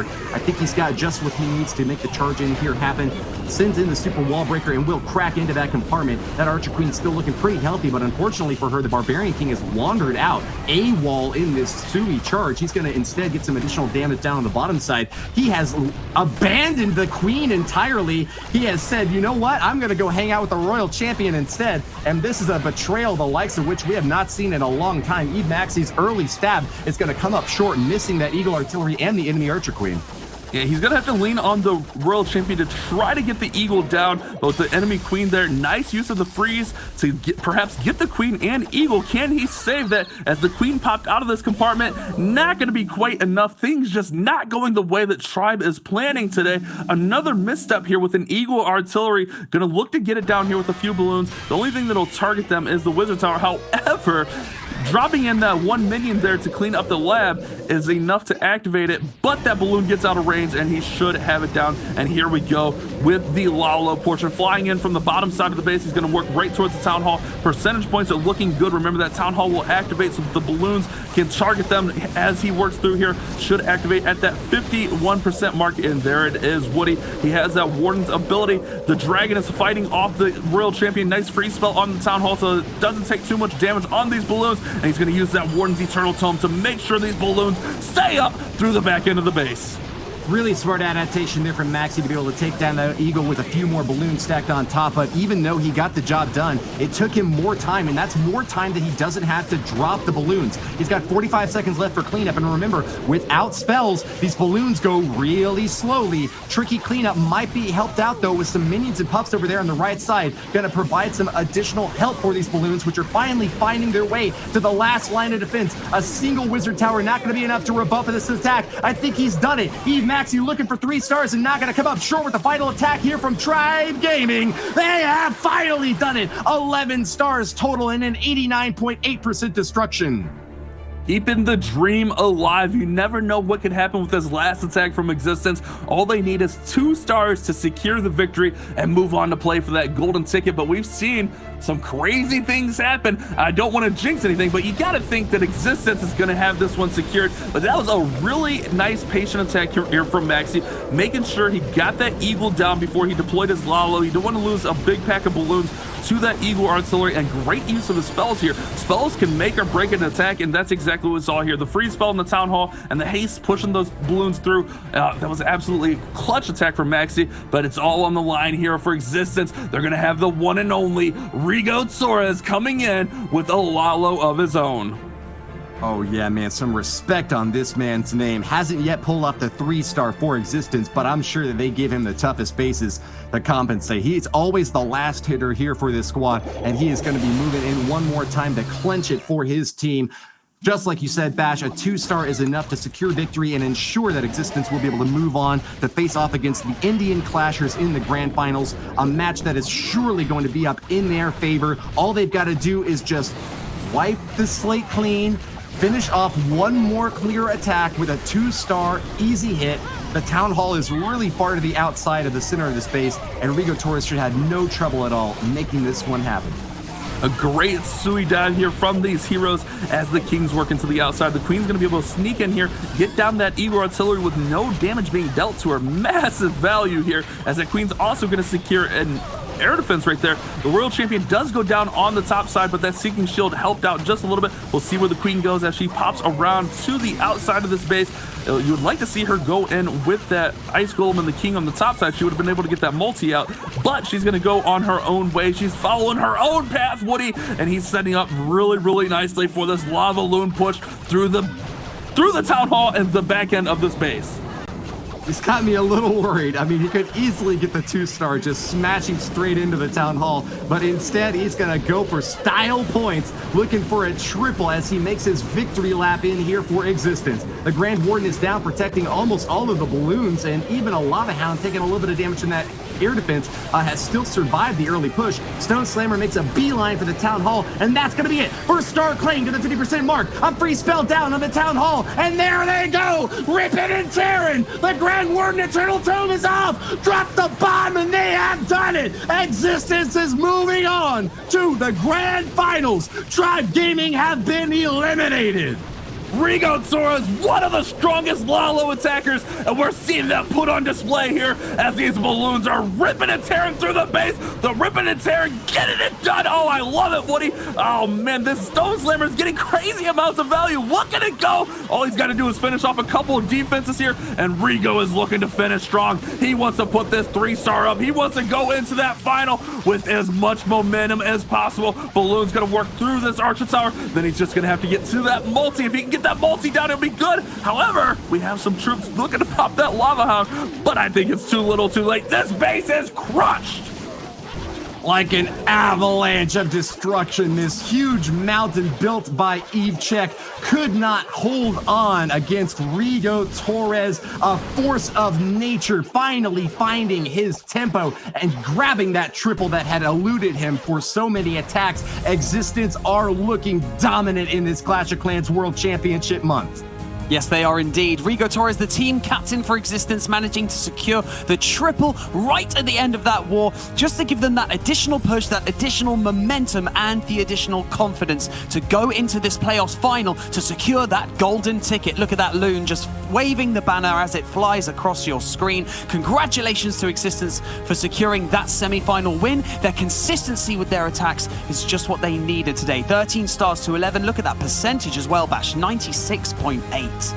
Yeah, they were on fire here today, keeping up that momentum from yesterday's matchup. You see it, 3 triples right there, and a 96 and then 88%. Really, really quality attacks. Remember that 96% was a time fail. They could have easily put up 14 stars here. GG's to Tribe Gaming, but they will be sent packing home as Existence is going to move on to face Indian Clashers just in a little bit here. Yes, they are. Winning that semi-final is a huge weight off their shoulders, but they need to shake that off and refocus because we have the most important war of the day inbound. But before we get to that, I'm going to hand you over to our resident expert who's going to break down one of the best attacks. It's Carbon Finn at the Telestrator. Thank you very much, Banks. We're going to be breaking down Christian's dragon attack, and he's going to be coming in with 7 lightning spells. Remember, it takes 7 lightning spells to take out the enemy Eagle Artillery and the clan castle if you wanted to take that, or even the queen as well. But he's going to drop 5 of them right here onto the scatter shot, and he's going to drop 2 more on the other side to help damage the air defense with the earthquake combination.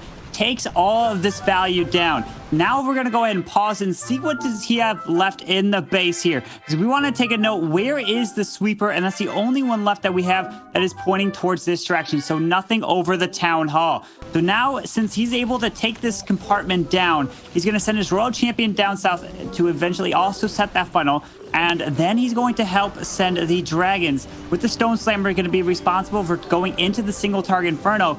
But the dragons can now charge their way straight for this town hall in this section. He only has the 2 freezes and the rage spell to use, plus he is taking a poison spell. But notice what his heroes can take out on the outside of this base, because we do notice that also there is an open compartment down the bottom side. So his queen and king, if they run all the way down here, the king does a nice job tanking a bunch. The queen could essentially step up into that multi-target inferno to help take out all that. Warren ability over the town hall, but it's all about identifying the pathing, especially for the dragons, his way through this base. And then the queen walks around and helps take out the backside of the base as well. And the warden with that freeze over the middle. Dragon's taking that town hall down. He had the option to kind of use the poison because he had no clue what was going to come out of the sea. See, nowadays you tend to see a lot of lava hounds. So if you're going in with the dragons, as long as you don't pull that hound out, it's going to help your attack tremendously. And look at how many dragons he had left in this attack. It's just beautiful base identification. Got so much value with the lightning, and then plenty of stuff for the dragons to take down, and got the 3-star right here for existence. Winning this war, advancing to the finals. Congratulations. Now they will be taking on Indian Clashers. But we're going to be going ahead and send you guys back to the guys in the studio. Thank you so much, Carbon, for breaking down that war. Now we have something very special for you. And to help make it extra special, the martial arts mammal is back at the desk. It's Judo Sloth. Would you like to take us through what is about to happen as we lead up into today's final? Thank you so much, Banks. I am super excited to be back because we have an epic show match. We have Nishang Dance, who were the winners of the previous qualifiers. That means they are the 3rd seed into the World Championships, and they will be going up against Clash Champs, who were the recent ESL Benelux winners. Well, Bash, what is at stake in this war? Let's build some tension. Oh, we're not just playing for pride here. Always pride on the line. But the winning clan of this show match, the clan will get 10,000 gems. So you definitely want to win this one and take home that huge bounty of prizes. All of those gems on the line here. Well, you heard it here first. Nishang Dance are going to face off against Clash Champs. Not for a golden ticket, not for a $1 million prize pool, but for pride and gems. 10,000 gems to be precise, and 5,000 gems will be going to the losing clan. But let's dive into the unknown, as these clans have never come up against each other. Pride is on the line. It is Goblin who is attacking first, Bash. He is actually one of the key base builders of Clash Champs, so he clearly knows how to put bases together, but also how to take them down. Yeah, that's right. We're coming in with a Oh no, the healers, Bash! The healers have gone to the Yetis, but they're coming back. I see exactly what you're talking about there. I was looking at the army composition, but the healers are coming back, but they are getting burned up by that Inferno Dragon right there. He already lost 1 healer. Can the Queen save the others? Oh, barely saves the others. All right, still enough healers on this Queen to get a little bit of damage dealt throughout as he's trying to set up for a nice hog portion. Oh my goodness, what an exciting start to this attack, Judo. Scary start for Clash Champs, Bash, but he managed to keep his cool very well there, compose himself, protect the healers, and I don't think he is too upset at this point because the Queen can get into the Town Hall, set up pathing, and for a mass Hog Rider attack, having the Town Hall down means that the Grand Warden and the ability can be used across the top end of the base, where we see the Eagle Artillery and the Scatter Shot, which is more than likely where we will see the ability used. And here we come with the Hogs starting in from that top side towards that Eagle Artillery. We also have that Royal Champion and Grand Warden follow them along. Man, I love that pirate skin. The Pirate Warden coming through here, and how appropriate with such a big prize pool on the line. Those Hogs are working through. Can he get through these defenses and through that Royal Champion, as his Royal Champion is stuck on the King? Here comes that Warden's Eternal Tome working through here, and the Hogs are going to go to that scatter shot up top, which was dealing mass amounts of damage. Judo, this attack's kind of spread off into two parts. That's not what you want from a Hog attack. Oh, it went south super quick, Bash. The inside of the base with the multi and the Teslas popping was just too much for Godblin and his attack. It meant the Hog Riders couldn't decide which way they wanted to go. The Royal Champion wasn't able to help out, and Clash Champs will only be getting the 2 stars to start this one off. They were the winners of the ESL Benelux, which is the Belgium, Netherlands, and Luxembourg championships, so they have bags of talent, but will they be able to take down the golden ticket winners of Nishang Dance? Nishang Dance, one of the top clans in the game right now. They've been playing so hot in so many events that they enter. This is going to be an epic showdown, that's for sure. As you mentioned, these clans have never played before, so they likely haven't seen these bases from either team, and they might not even be familiar with what the other team likes to use. But Goblin's going to start us off here with the 79% 2 stars. That Hog attack kind of split off and went a little bit sideways.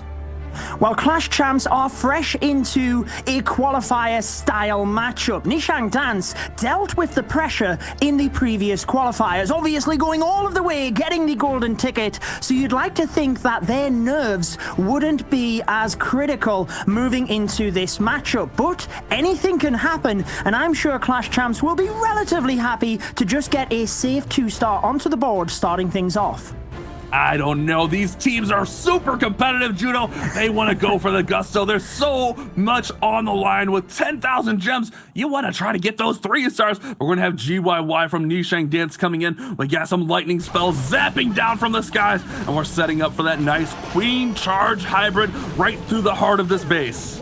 GYY had a 50% hit rate in the previous qualifiers. That was 2 3 stars and 2 2 stars. Remember, Nishang Dance went all of the way through the tournament, not losing a single match. Will we see Existence do exactly that? The grand final between Existence and Indian Clashers will be coming up after this match, but GYY starts off very comfortably and obviously feels there's quite a few black bombs or potential of them to this area, Bash, as we see Coconut Loons just slowly coming into the base. Yeah, as I mentioned in the previous war, whenever you do a Queen Charge, you are committing so much of your army. So much of your army to that Queen Charge, and he uses the minion and the poison to get that Lava Hound and the Lava Pups down. He's going to use a Yeti and a Super Wall Breaker here on the top side to try to open this compartment up a little bit wider to get this Queen in here to get rid of the Town Hall and the Eagle Artillery. Can he cut her off and push her in? That's exactly what we're going to look for, but there's a lot of buildings that may breadcrumb her, take her up and around away from the Town Hall here.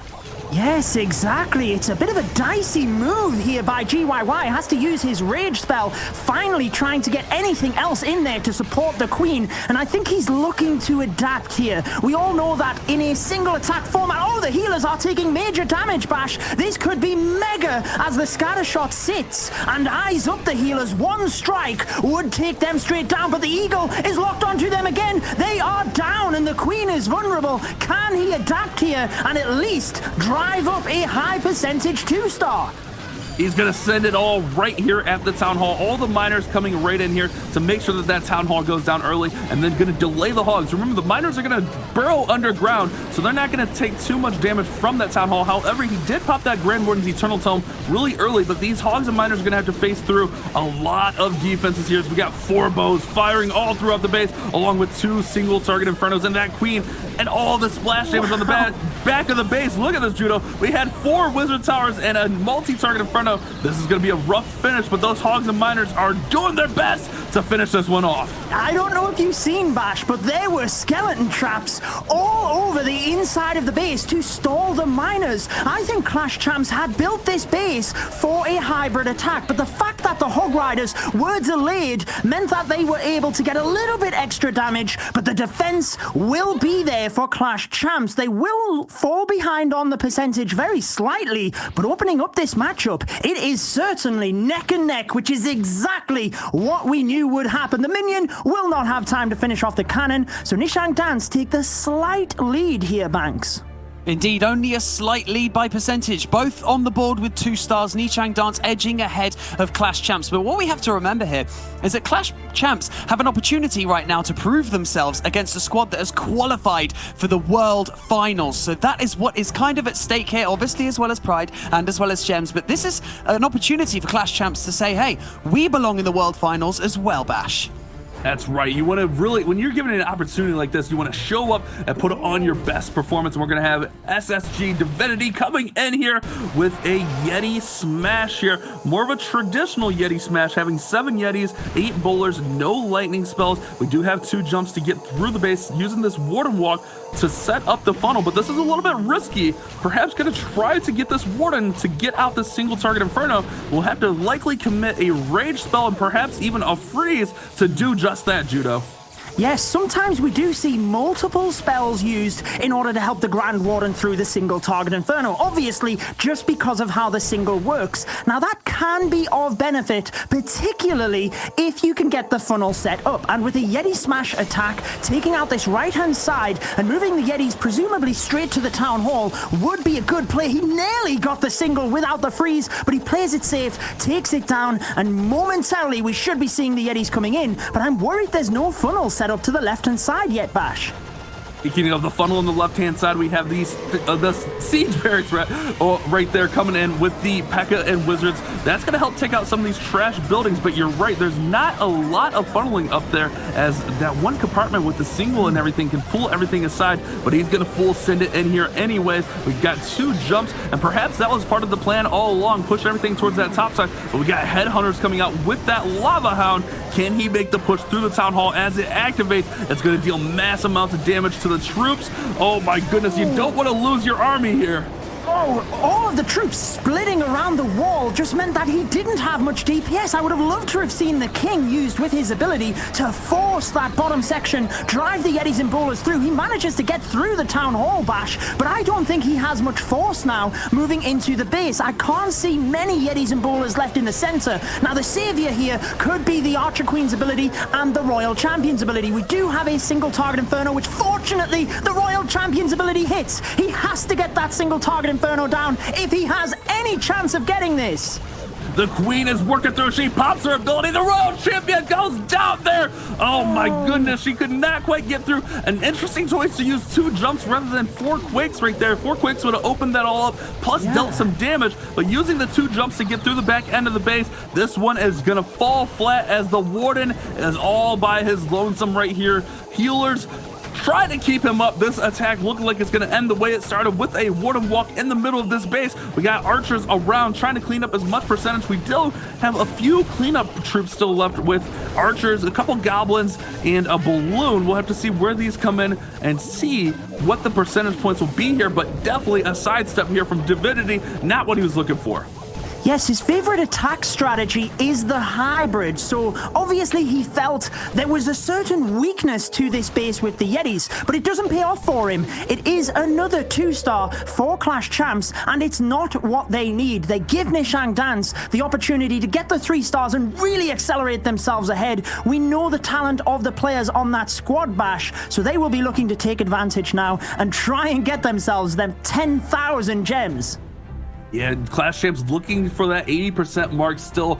Both of those attacks started off really slow. That one, you mentioned the funnel, and I think he wanted to try to get those hogs and the Royal Champion into that compartment a little bit earlier, but he may have been forced to use those Yetis and bowlers because the Grand Warden was kind of pushing his way further into the base, and you don't want that Warden's ability popping out early. So maybe a little bit of a bad timing there on his part, but let's see if Liu Feng here from Nishang Dance can capitalize. As you mentioned, mentioned, one triple can put this one in a commanding spot as we have the one and only Super Witches. This attack is so beautiful, but it always tends to come down to time. Can he start off fast enough and get through this base?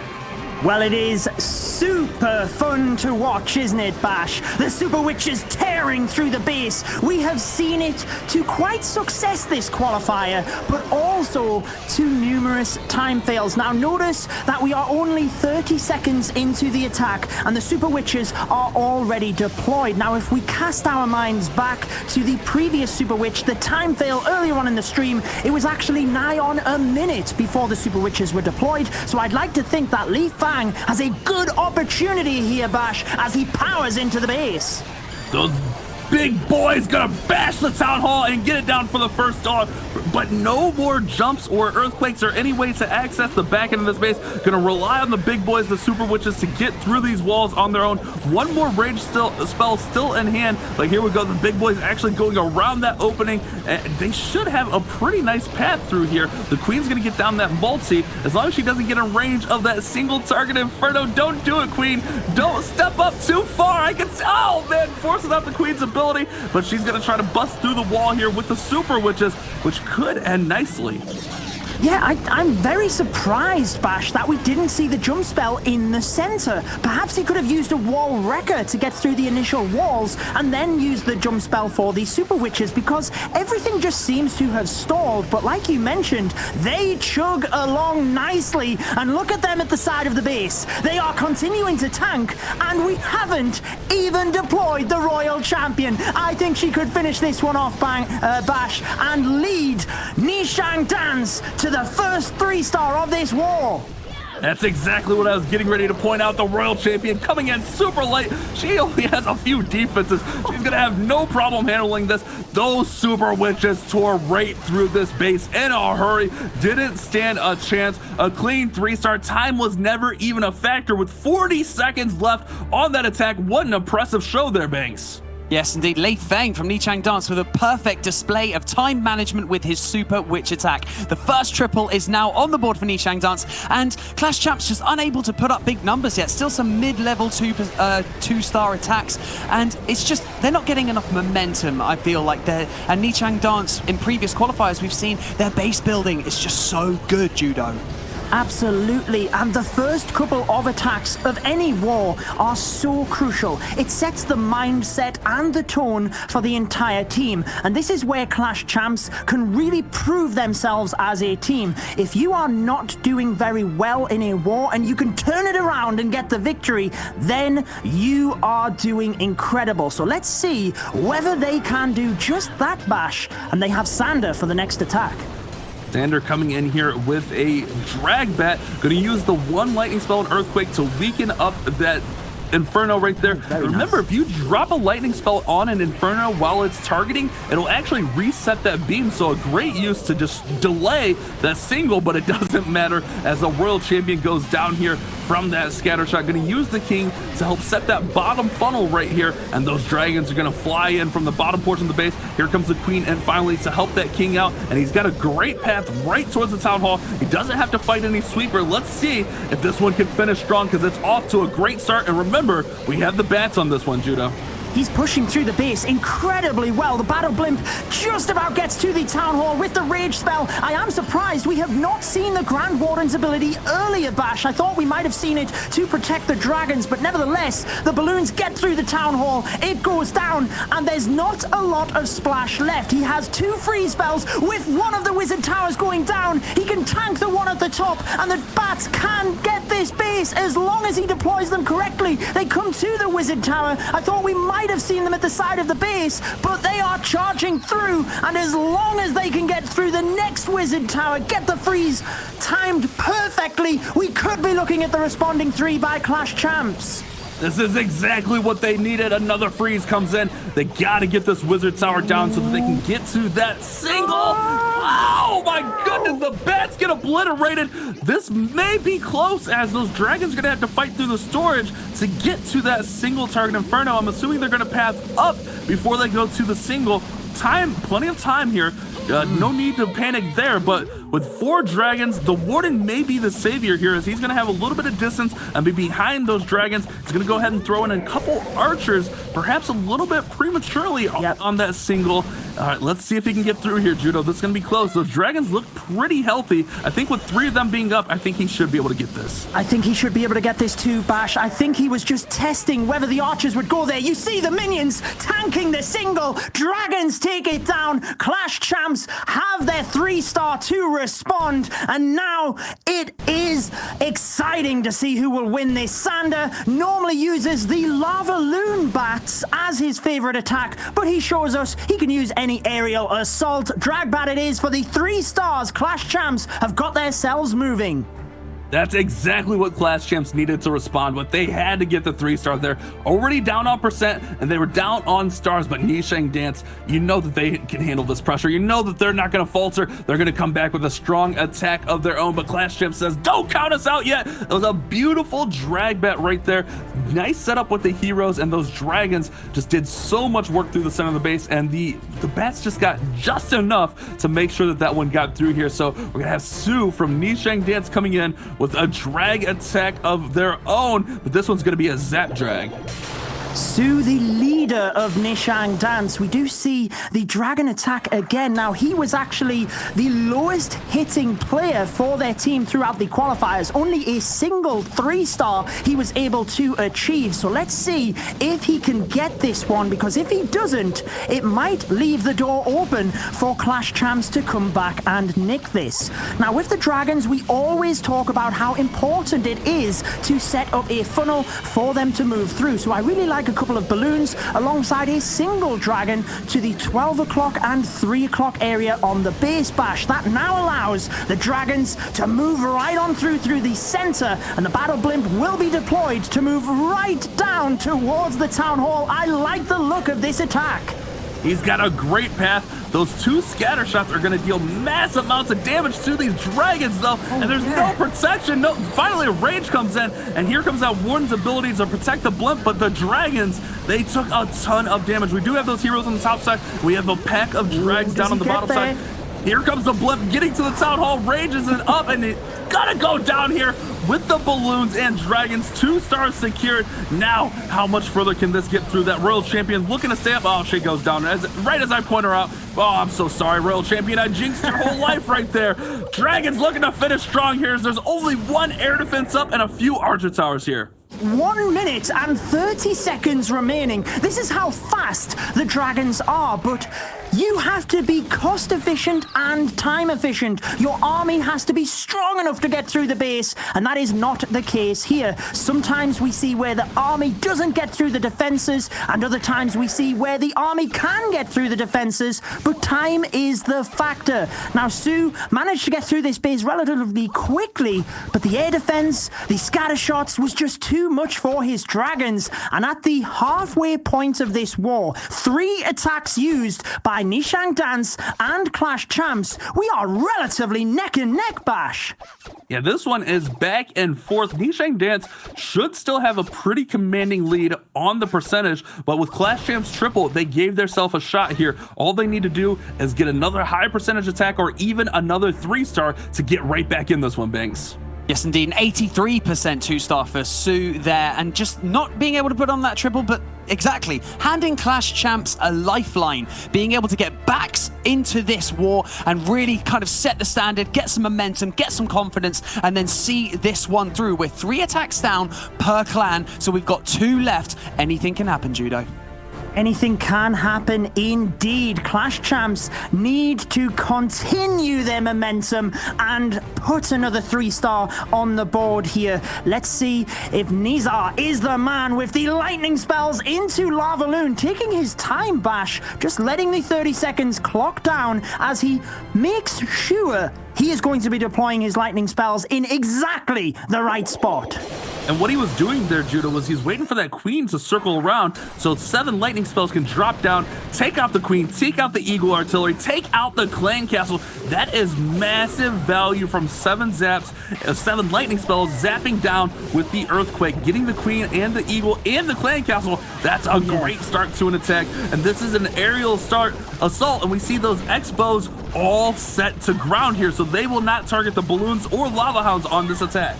I think you have pointed out everything that he has taken into consideration. The fact that he was able to lightning the 3 buildings that require 7 spells, the Archer Queen being one of them counted, and the grounded Expos, means the Lava Loon should have a good job here. The hero dive moves into the base. He carves out the bottom area, and if he can get the scatter shot here, Bash, oh, he can't. But we should have the Stone Slammer to tank that relatively quick. I think he's in for a good shot here. He's got a nice path at the town hall, but you got to go high risk here. You're going to go away from the town hall with those air sweepers pushing towards the town hall. You want to fly in behind those so that your balloons aren't going to get pushed back. This is a common style base where you have those air sweepers protecting the town hall, but gave up a lot of value here to the lightning spells. Let's see if he can get through here with the lava loons. And we have the battle blimp coming in as well, looking to secure the town hall. But the blimp does not look like it's going to be protected by the Warden's Eternal Tome here. Yes, I am very surprised that he decided to swap from the Stone Slammer, which does damage as a big balloon almost, to the Battle Blimp. Maybe he thought that pathing for the Lava Loon was better, but in the end, the balloons have crashed into the ground, and with the back-end scatter shot, I don't think he can get this one. Maybe he presumed the Queen would get the scatter shot. Balloons are spinning around in the tornado trap. We are only at 60% Bash. This is not the attack that Clash Champs needed, and it means Nishang Dance can again move their lead even further. Yeah, that Warden ability seemed like it came in really late there, maybe trying to protect the dragon and the balloons on the town hall. But by that point, there was so much damage being dealt that it took a massive blow to his army. He still should be able to get up close to 80% with the remaining minions on the top side and that Warden targeting the bow right there. But man, that one just faltered towards the center of the base. That minion's gonna be able to get out that gold mine, and then we will likely be done there at the 79%. Not quite what Nazar was looking for. Great value from the open, but just not enough to push through and get that one down completely. Yeah, just a few mistakes moving through the attack. Didn't have the momentum with the Lava Loon. I was quite shocked when he came in from the right-hand side rather than the left, where he might have been able to tank the scatter shot with the Stone Slammer, but obviously felt like something was going to struggle him through the base, and it means that Nishang Dance, with a couple of their strongest attackers left to go, might be able to put this one away and get the victory before the final attack. And they were already up a near 5% average before that attack. Now they're up a 6% average. We'll have to see how this one can go from Tian coming in with a Zap Yeti attack, 5 lightning spells, and an earthquake coming in here to deal mass amounts of damage, destroy these defenses. The scatter shot goes down. Great use of the earthquake to get damage on 2 bows in the Eagle Artillery, setting up nicely for this Grand Warden to walk out some of these key structures and set up this funnel. Gotta be careful that the Royal Champion does not get too close. I don't see any headhunters in this composition, so you don't want that Royal Champion locking on to the Grand Warden here. Yes, he has to be very careful of that, but Tian is a very experienced attacker. He had the highest hit rate for Nishang Dance in the 3rd qualifier, getting 3 3-stars out of their 4 matches. Remember, Nishang Dance won all of their 4 matches. They moved all of the way through to the golden ticket, and we will be finding out who gets this month's golden ticket in the next matchup with Existence and Indian Clashes. But can Tian continue his success from the previous qualifier? He's managed to get the funnel set up incredibly well here, Bash. The Yetis move into the base, but I do note that the healers move across to the... Oh no, they're back to the Yetis, which is a good thing here for Tian as he charges into the base. Those healers couldn't make up their mind where they wanted the support. Here come those Hog Riders from the top side, and they are having a nice run through. However, they catch that giant bomb right here. We got the healers back on the Queen as she's locked onto by that single target Inferno. May force out her ability right here. I don't see any free spells, so has to use the ability, but I don't see the Royal Champion in here. Is the Royal Champion still being held for later? Maybe trying to get as much value as possible with a lot of witches. Remember, those witches will spawn skeletons to protect protect and tank through those singles, but the singles locked onto the queen again, Judo.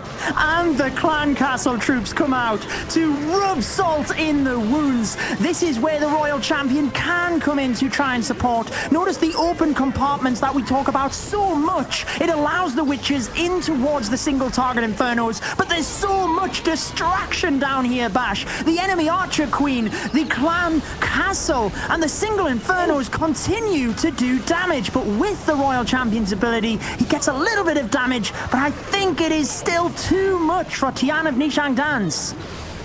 I don't think he's going to be able to get quite to the 3-star here with that splash damage on the back end of the base, not to mention that single target Inferno. However, he is running up a commanding percentage here. Remember, they're already up huge on percent, and this is just going to push them further away and probably force Clash Champs to need a triple on their final attack.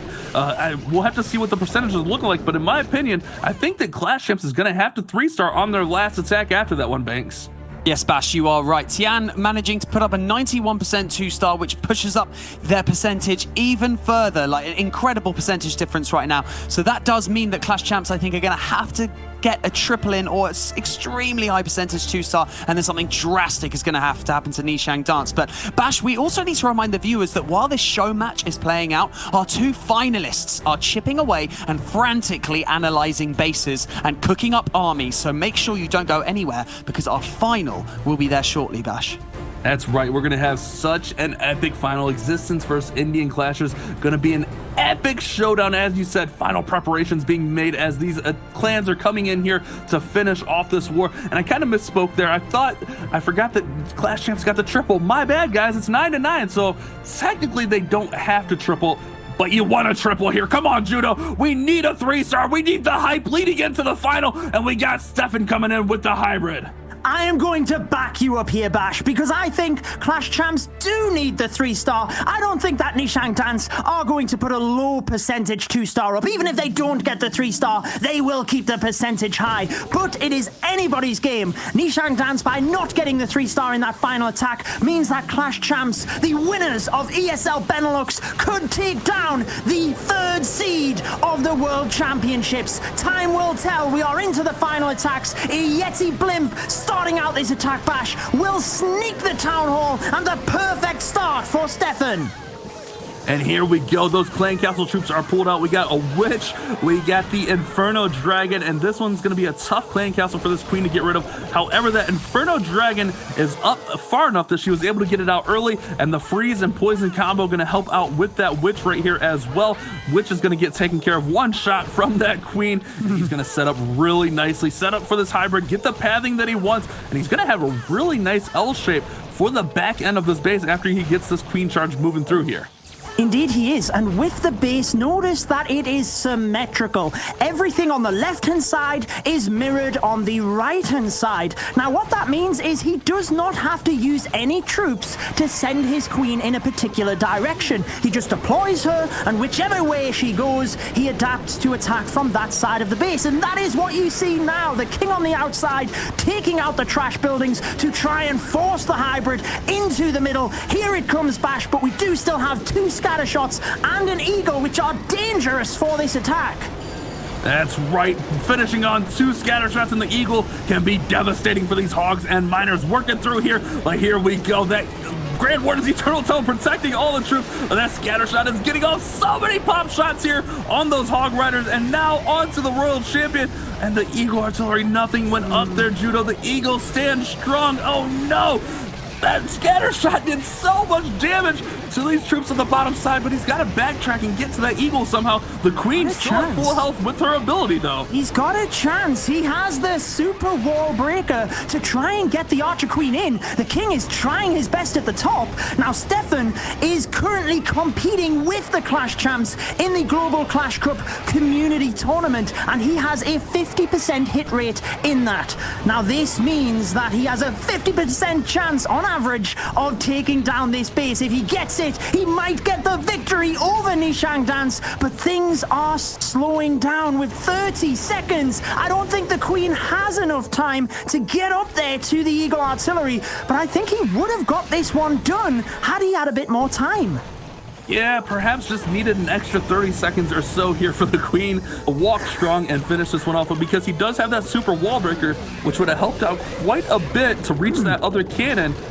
But man, 7 seconds just not going to quite be enough. A really high percentage 2-star. If they couldn't get the triple, that's exactly what they wanted to do. But runs out of time there, and it's a 95% judo. Indeed it is. Honestly, that attack was super close. Like you said, maybe a little bit more efficiency. Not quite 30 seconds, but it would have been a long time actually, Bash, wouldn't it? It would have been a good 15-20 seconds that he required. However, it does drive the percentage up for Clash Champs. But Nishang Dance, surely we are going to see a strong 2-star here to close out this war. Yeah, a little bit of an exaggeration there, but maybe the start there with that Yeti bomb cost him just a little bit of time, and the Queen had to deal with those Clan Castle troops, but it was really close. The Queen almost got there. The hybrid, man, that hybrid just got destroyed by the scatter shot there, and we're going to have Unit coming in for Nishang Dance, a zap hybrid of his own, and let's see if this one can finish off. We got 17 miners, 8 hog riders, 5 healers for an epic Queen charge judo. This is going to be a strong finish here. They need a 70% 2-star to secure this war, and the way they've been performing, they should be able to secure that no problem.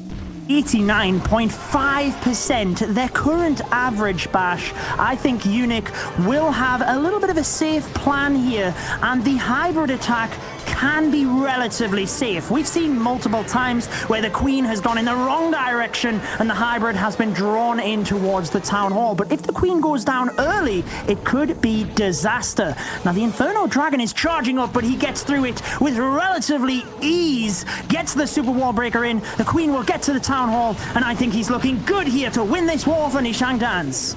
Great opening here with this Queen charge. Queen's going to go ahead and secure that town hall, and he's going to have amazing pathing for the hybrid. We will see that King and perhaps the siege barracks coming right up there at the 12 o'clock position. We'll have those hogs and miners follow through right near 11 maybe.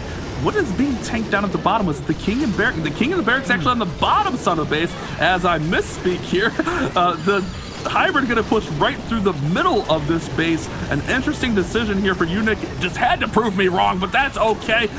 The Warden's Eternal Tome protects these troops through that scatter shot, and he's got a strong push through as we push up towards that 70% mark.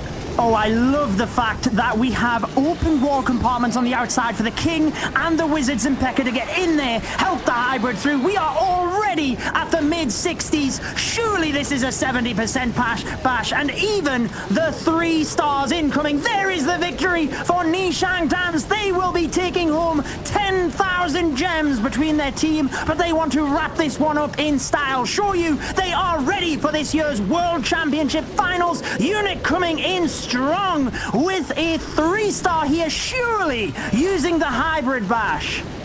What a strong finish here for Nishang Dance. Still has that King's ability. As you mentioned, that King's just been weaving in and out of all these compartments and dealing mass amounts of damage. And he's going to look to finish this one off here with 30 seconds remaining. And it's not even going to be close. Those miners going to get that Archer Tower down. King's ability to finish off the army camp. Banks, what a performance from Nishang Dance, our 3rd qualified clan for the World Championship. Nishang Dance going out in style with a triple from Unique. Congratulations, you have won our 4th live qualifier show match. I mean, holding their nerve and managing to close that one out in the way that they did was absolutely amazing. However, I do have to give props to Clash Champs because proving that they can hang with the best of them. Nishang Dance are one of the qualifying teams for the World Finals. That means they're one of the top 8 clans in the whole world. So an impressive performance from Clash Champs, just not quite being able to secure the victory there. Nishang Dance winning the show match with a 91.6% destruction average percentage there, Judo. Indeed, commiserations to Clash Champs. They put on a great show, didn't they? 85% total destruction, and the 3 stars against Nishang Dance is a very good performance. But we see again how strong Nishang Dance are. They were consistent throughout the war. They might not have got multiple 3 stars, but they managed to keep the percentage high, and it shows they are ready for this year's World Finals. Yes, they are. A solid performance from them and fantastic attack recognition when they needed to adapt. What a brilliant showcase of skill, and reminded our viewers why they are such a respected clan in the community. So we definitely need to break down that last war. So who better than Carbon Finn at the Telestrator? Thank you very much, Banks. And we're going to be breaking down one of the attacks that came in with the Super Witches. And the biggest thing in this was the Royal Champion at the very end. And I don't even think he really needed to use that Royal Champion. So we're seeing a lot of these attacks which uses the Super Witches or the Yeti Smashes, and they're using the lightnings to help take down the base. So what does he do essentially with here? He takes out this first compartment with the lightning here, and so that's going to open up his charge in straight through here. What he's going to try to get through that jump spell, get into the core, get to the town hall, and try to get to the middle of this base right here. The king is going on the outside, and look at these Super Witches with the big boys. They're going to take the jump straight into the town hall. A lot of times you see these town halls, these base layouts with the open compartments so that the wall breakers won't target where you want, and it's really difficult to path your queen or your troops into the base. So he uses the jump spell to make sure he's going to get into the core. And then you're going to see the Warden Eternal Tome right over this town hall, pops it right there. And now what are we going to have to focus on next? Well, he's got another raid spell, and it's just a matter of letting these Super Witches moving around the space. And look at the openings in this wall, so they can continue around this outside, while the queen, she's actually going to help step up into the core and take out the multi-target Inferno, take out all that value, and he's probably planning to use this Royal Champion maybe a little bit earlier, but he's noticing, well, if I use my Royal Champion now, what is the thing that is on the backside of the base that will take her out? Well, it's going to be that king. He's going to wait till these Super Witches and the P.E.K.K.A. get closer to him, but then he's realizing that his queen beats through the core of this in the middle, takes out the single target Inferno.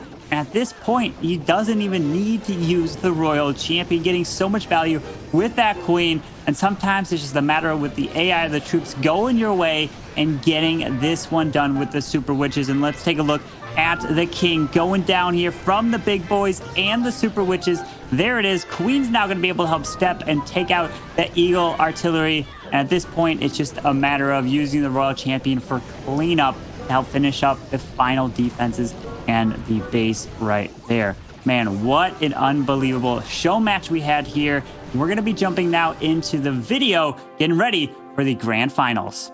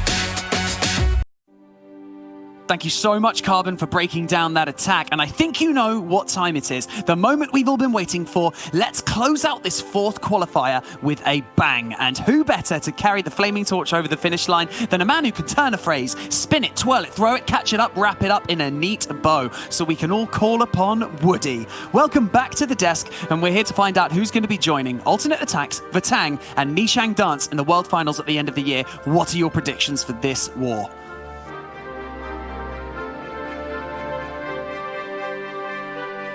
Wow, asking for predictions in a war this tight is super hard, Banks. Sorry for that microphone mute there. But we have got the Indian Clashers going up against Existence very next for the last chance at the golden ticket. And what a show we are about to witness. $1 million prize pool for this event this year. And it is all coming down to this. It's all on the line here and now, Judo. It sure is, Woody. We see an intense matchup now. You can see how good the players are. Serial Killer of Indian Clashers is one of the best in this tournament. He has got numerous 3 stars, but Chris Han of Existence is currently perfect in this tournament. Man, we are in for an epic final. Yes, we are indeed. Chrisan coming in with a perfect war already. This is what the weekend has been all about. This moment right here, right now. The final war of the 4th qualifier. Who's going to get that golden ticket and earn their place in the World Finals? Let's take a look. Death will be the first attacker from Indian Clashers, a squad that was undefeated in the group stage, having trounced Tribe Gaming in a close match off the backs of players like Death. He picked up a 3-star in the first match against the Silent Snipers and is looking to do it again in style. Those 10 mass drags, gonna get some backup with bats as well on the backside. Only 5 bat spells, a little bit dry on that side, instead choosing to go for some extra damage with a lightning and earthquake. Yes, an interesting move, Woody. He obviously feels he wants to get deeper into the base with the dragons and have a little bit of a less priority on the bats. We will see probably less defenses for them to take out, as it looks like the Royal Champion at the top of the base slams through the single target Inferno and the Wizard Tower, draws out the Clan Castle troops as well, which could be a good thing here if he can draw it to the side of the base away from the dragons. And let's remember, the grand final will mean everything. The winner gets the golden ticket and the loser is out.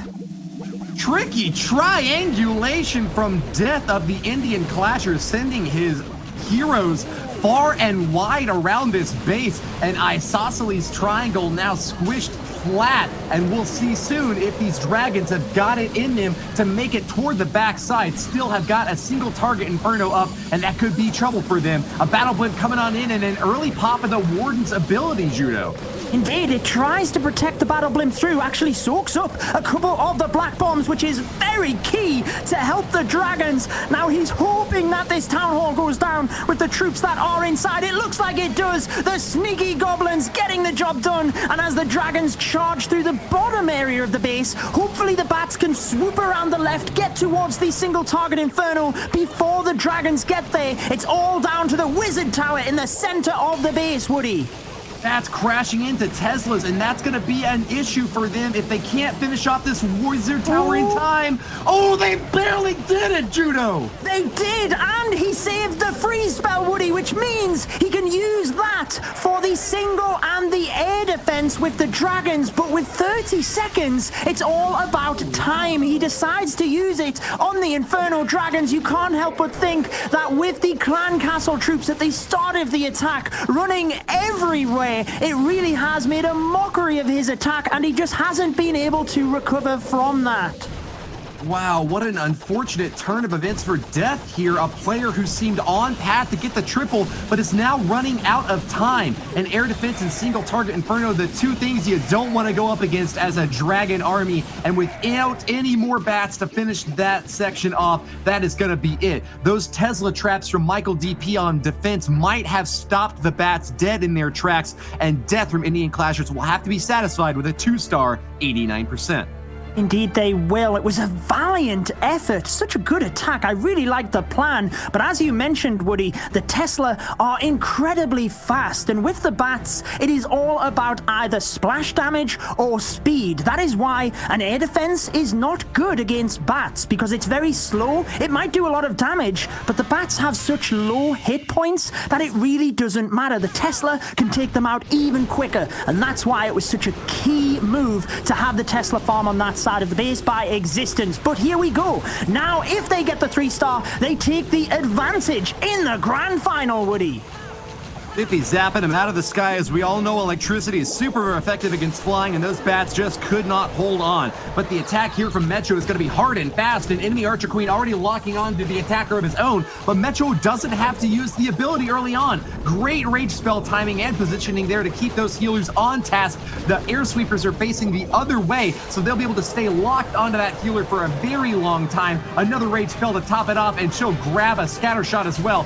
Beautiful read from Metro, gaining maximum value from this huge charge. Maximum value is the best way to put this. And Woody, the Queen even took out 2 giant bombs, which means for a ground-based attack such as the hybrid, that is massive. We have the funnel getting set up with the Barbarian King to the top right of your screen, and the Hogs and Miners now coming into the Town Hall. He has a clear path through the base, and with 2 heal spells, 2 freeze spells, and the Grand Warden's ability, this looks good for existence.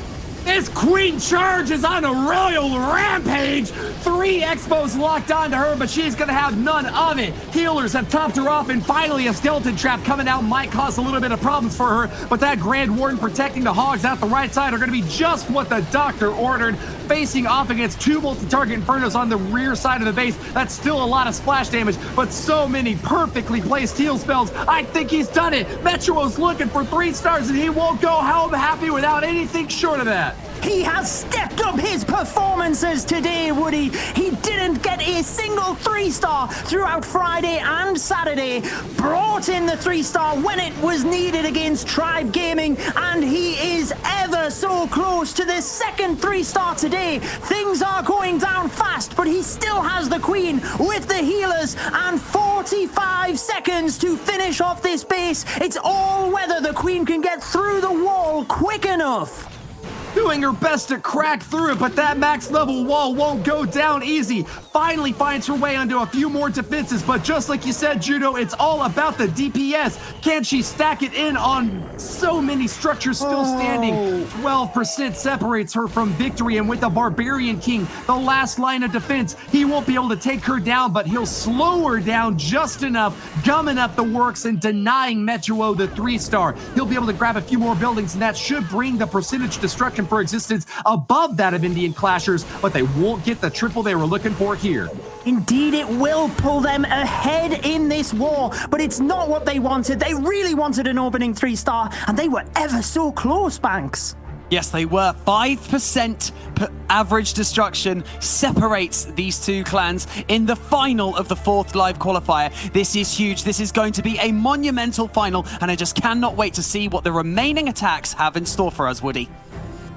We have got some amazing hits coming up shortly. You know the pressure is built up so highly on both of these teams right now. The Indian Clashers, the pride of the subcontinent, making it to the grand finals for the very first time, up against an existent squad that has been to the World Finals last year, representing Team Queso, and now transitioned to this existence team. They are doing a fantastic job tearing through really tough competitors, the likes of which we have not seen before. Tribe Gaming eliminated in the semis is another big gravestone standing in the yard set up by existence, but they're going to have to hold on for defense this time. Rigo Torres' base is being attacked by 11.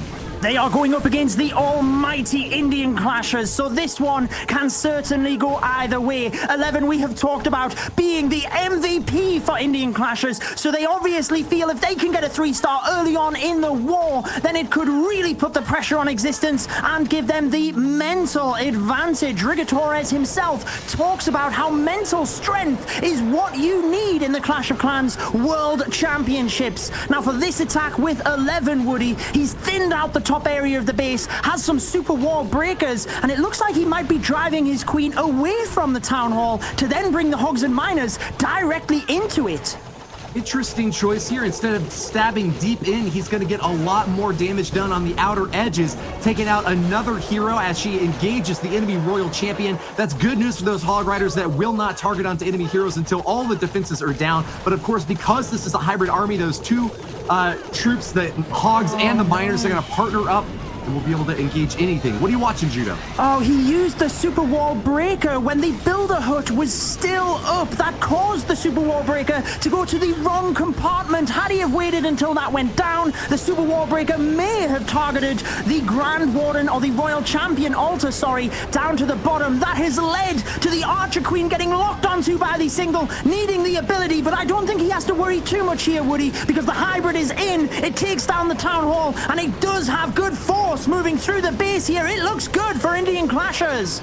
That royal cloak from the Archer Queen, just enough to keep her alive to crack through that compartment, and goes directly for the Inferno Tower right afterwards. 11 is looking on track for success right now as the Hogs and Miners are steering clear of most of the traps. A giant bomb goes off, but that won't stop him. Another one explodes. They are going off left and right. Defenses from Rigo Torres aren't going to give up without a fight, but 11 from Indian Clashers is moving into the final countdown. He is counting off the numbers as those last remaining defenses are ripped apart, and that is it. 3 stars for 11 of Indian Clashers. He primes the base, sets his iPad down, and just celebrates, watches the troops finish off the rest of the buildings, and Indian Clashers Clashers take the lead in the grand final. Wow, Woody, this one is interesting now because Existence fall behind for the first time throughout this weekend's qualifier.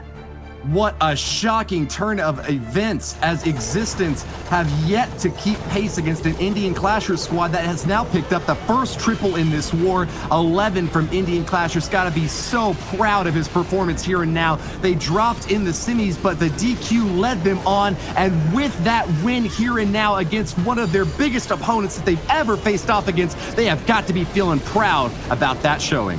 They certainly do. With a 3-star so early on in the war, you've got to think that Indian Clashers can continue that on moving through. But remember, Existence, as you mentioned, Woody, they came third in the Clash of Clans World Championships under Team Queso last year. So we know they have got a lot of talent. We know they can come back from situations when they are behind. And it is Michael DP, one of the most experienced attackers of X6, that they send forward to try and get them back into this war.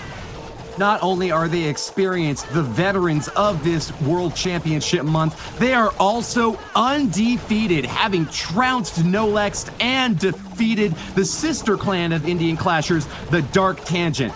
Indian Clashers on defense this time, holding on against a Michael DP hybrid army, charging in with a Queen, supported with those healers. As always, she pulls out the CC and will engage them now with a poison spell to boot. Don't see any Inferno Dragons in that CC yet. Not sure if that's a complete pull or if he got everything right off the bat, but gotta be happy with how things are starting off here. There's the dragon to finish off the pull.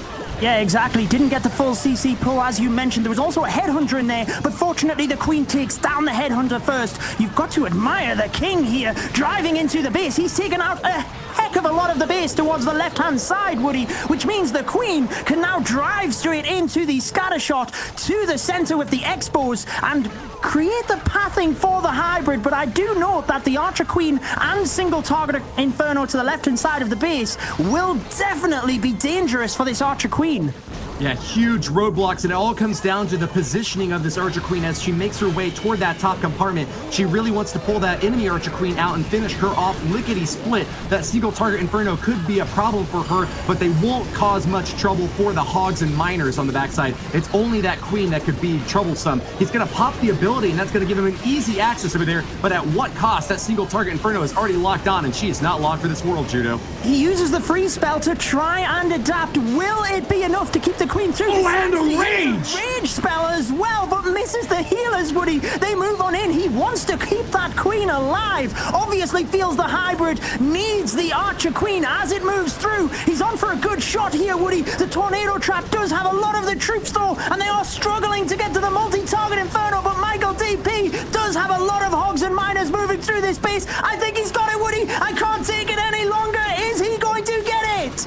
The Archangel of Destruction, Michael, has done it! Makes his way through the base in one of the most impressive hybrid army attacks I have ever seen. The 3 prongs stabbing deep into the beast, slaying the serial killer, Banks. Talk about adapting on the fly. Michael DP from Existence managing to bag that triple, referred to by his teammates as Michael OP quite frequently because he manages to just get that triple out of nowhere. Having said that, coming into today, 11 was one of Indian Clash's strongest hitters. However, after dropping that percentage in the opening semi-final, it kind of looked as though he had maybe, the nerves had got the better of him, and now he's refocused and he managed to secure that triple for Indian Clashers, keeping them in this final, Judo. Well, it's anybody's game, isn't it, Banks? We now see that Indian Clashers, they have the performance to put on the 3 stars in the final. They have picked themselves up over that semi-final. They move on to even better things now with the final, getting the 3 stars early on rather than the final attack where they achieved the 3 stars in the semi-finals. So let's see how many they can put on the board. It is Drag Woody, and this is a man who has got numerous 3 stars throughout this tournament. Or 1, sorry, I do apologize.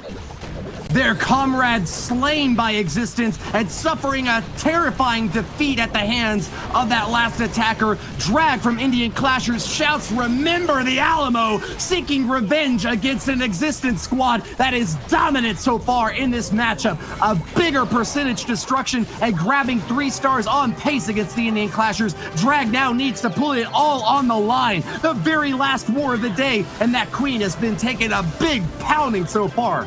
She certainly has. The Barbarian King did a very good job getting into the base, taking the scattershot and the Royal Champion, but he pulled a couple of the Headhunters, and that has been major for the heroes because they have gone down. The Headhunters move across on the Dragons. They have to take them down now, which they do, but we know there is something else in the clan castle. Will it be dangerous for the Dragons, or will it not even be pulled out? Let's find out. As the Dragons move through, he needs majority of the base, remember, for the bats to then swoop around the outside. They push on through, and the battle blimp is beelining to the town hall, Woody. A rallying cry from the Grand Warden, shouting the ancient words from his storied tome, protecting the battle blimp as it makes its way directly to the town hall, and the sneaky goblins that pop out will get the job done, ripping it apart for the 2nd star. And here come the bats, storming through the right corner of the base. They've got very little to worry about. Just a wizard tower could shut them down. That's what's going to require that free spell, but they won't go path forward directly to it. That's going to be trouble for Drag. It will, and I can't help but think he used the freeze spell just a little bit too early. It wouldn't have mattered anyway because, as you mentioned, the bats have moved away, but they will come back down to the wizard tower, and that's when he could have used the freeze spell. The Dragons go down, the bats are vulnerable, and Indian Clashers will not be pulling in the 3-star. They also lower the average percentage here, Woody, which means Existence can pull their lead even further with their next attack. Furious force from the Indian Clashers. Drag slips up though, and dragging his heels on the ground finds just a 2-star, pushing that 80% higher and higher though, with additional buildings sniped along the edges of the map. The Indian Clashers are down, but they're not out by any means. That percentage will still stay above the 90% mark, and that's going to really keep Existence at the peak of their game if they want to take out a squad with so many fans cheering and supporting them. In the chat, let us know, who are you rooting for? Indian Clashers in Existence in the fight for their lives. The last battle of this war will find one team with a golden ticket and one team sit packing. And what a battle it is, Woody. Existence now with the opportunity to take an even greater lead. We've seen how impressive they were in their semi-final matchup against Triad Gaming. It looked like they got right into their groove, putting in numerous 3-stars, getting the job done confidently, and they hope to continue that momentum into the final here against Indian Clashers. It is Allen that is going to be attacking with the Dragons himself, but can he exchanged this one to the 3-stars. Shuts down that top compartment with lightning fast efficiency. Earthquake spells as well to annihilate those defenses. Almolan has brought the Dragons once again, a favorite of this team, and bring in a lot of rage to back him up as well. 2 of them in tow with triple freeze. Those freeze spells are going to be very effective against single target Infernos on the backside. They can burn up Dragons lickety-split, and Almolan is clearly focused on the late game for this push. You can see the benefit of sending in balloons ahead of the Dragons. Much like when we send a coconut balloon ahead of healers, he does exactly the same here in front of the Dragons, because the balloon is 5 troop capacity, whereas the Dragon is 20, and he managed to take down 2 black bombs, but one of them does find the Dragons. But he's got a strong push moving through the base here, Woody. Clear pathing moving in, but the Dragons have still got a big job ahead of them. He is holding on to the Royal Champion as long as he can to try and use her at the perfect opportunity, but I'm not sure that he does have enough to get through the center with the scatter shot and the single target Inferno. Archer Queen met a skeleton trap on the top compartment, but was barely able to take it out. Really great heads-up play from Almolin, dropping a free spell that I'm not sure what's necessary, but got the job done nonetheless. Still, that free spell will come in handy as well at the bottom. That last single target Inferno, the big line of defense holding off Almolin from the 3-star he has so desperately sought. Grand Warden backing up the Dragons, takes out the single target, and it's just a scatter shot now, firing away at the skies. The Dragons have done so much damage and have a minute for cleanup, but this is going to be tight against a scatter shot. The doomed defense of this base. Salim holding his breath, but can he keep it together? I don't think there's a good shot. It looks like Almolin's got it, Judo. Unless there is a black bomb, Woody, hiding in the center of the base that could just pop off the dragon at the right opportunity. Here we go, there's a red one. It doesn't quite get the dragon, and the Grand Warden is helping out. There's the scatter shot, but the dragon can get in range of it momentarily. It moves across. Is there a black bomb? Here we go, it's a red bomb. The dragon gets in, Woody. It will be able to finish this one off. But where is the remaining? There's the black bomb. Oh my word. Can the Grand Warden do it now? It's a race against the clock. The black bomb might have just saved this base. 15 seconds left, and it's all about how much damage has been dealt to that elixir storage. Well, he gets one strike. 10 seconds. We are counting down. The Grand Warden is doing what he needs to do, Woody. A couple of more hits. There it is. The 3 stars for existence. And they take the lead even further now, Banks, with the star and the percentage. Yes, indeed. Almwallen managing to secure that triple in style, right down to the wire, and those are the kind of attacks that we love to see in the final of this qualifier. It's looking positive for existence, so Indian Clashers are really going to have to dig deep and bring something special in these last 2 attacks, Woody.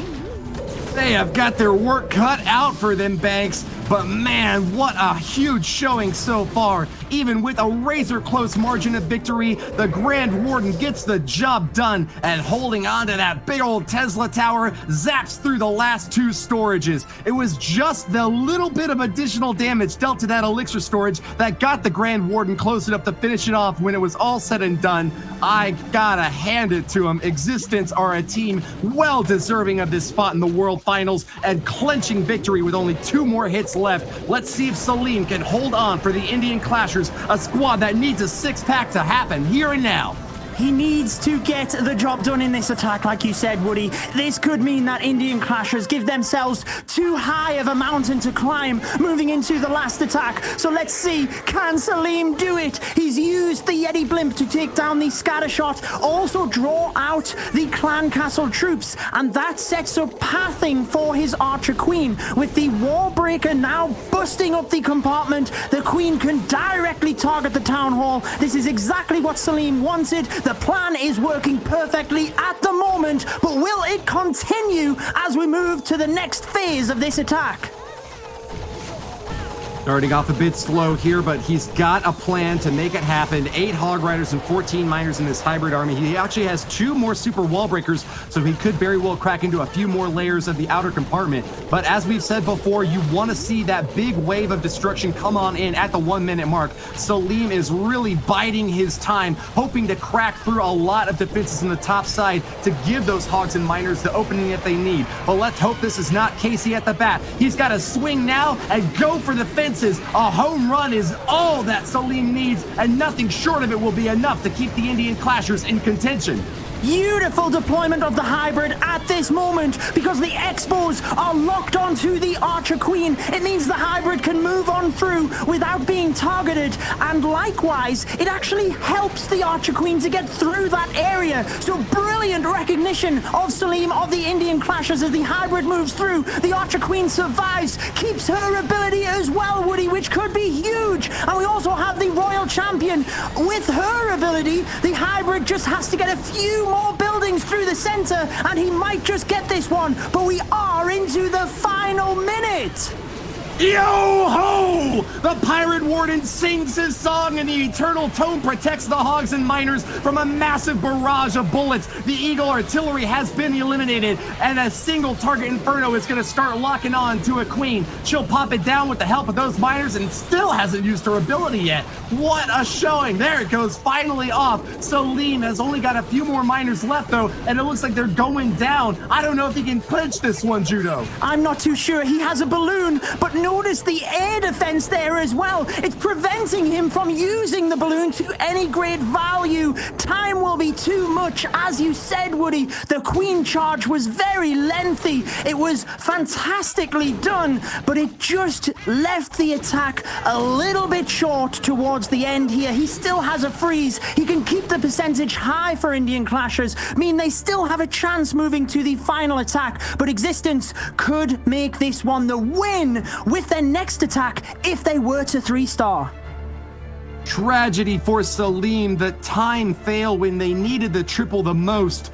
Existence, just like you said, Judo, have an opportunity to clinch it here and now. A squad that has not been shy to put 3 stars up on the board, even against the most impressive clans. They have earned a spot in the grand finals and just need 2 more battles to get them to the World Championships. You have got to be fearful if you're a team waiting at the top, watching Existence rip through these bases like a hot knife through butter. Another hybrid army coming on in with some additional backup. That's like a whole kitchen sink he's gonna throw at it there. A hunter, a headhunter, a yeti, a couple of wizards and loons, super wall breakers to crack through. Kreeson has got a master plan and it's unfolding right before our eyes now. He sure does. He is perfect so far throughout the tournament. 3 attacks, 3 triples. He needs it now to really make sure Existence will move through. He starts off with the lightning spell, Earthquake, and the Royal Champion's ability. Takes out the single target Inferno away from any skeleton traps. Now what that does is allow the Archer Queen to take down the Clan Castle troops free from any defenses. You see the skeleton trap popping now, which would have been dangerous around the single target Inferno.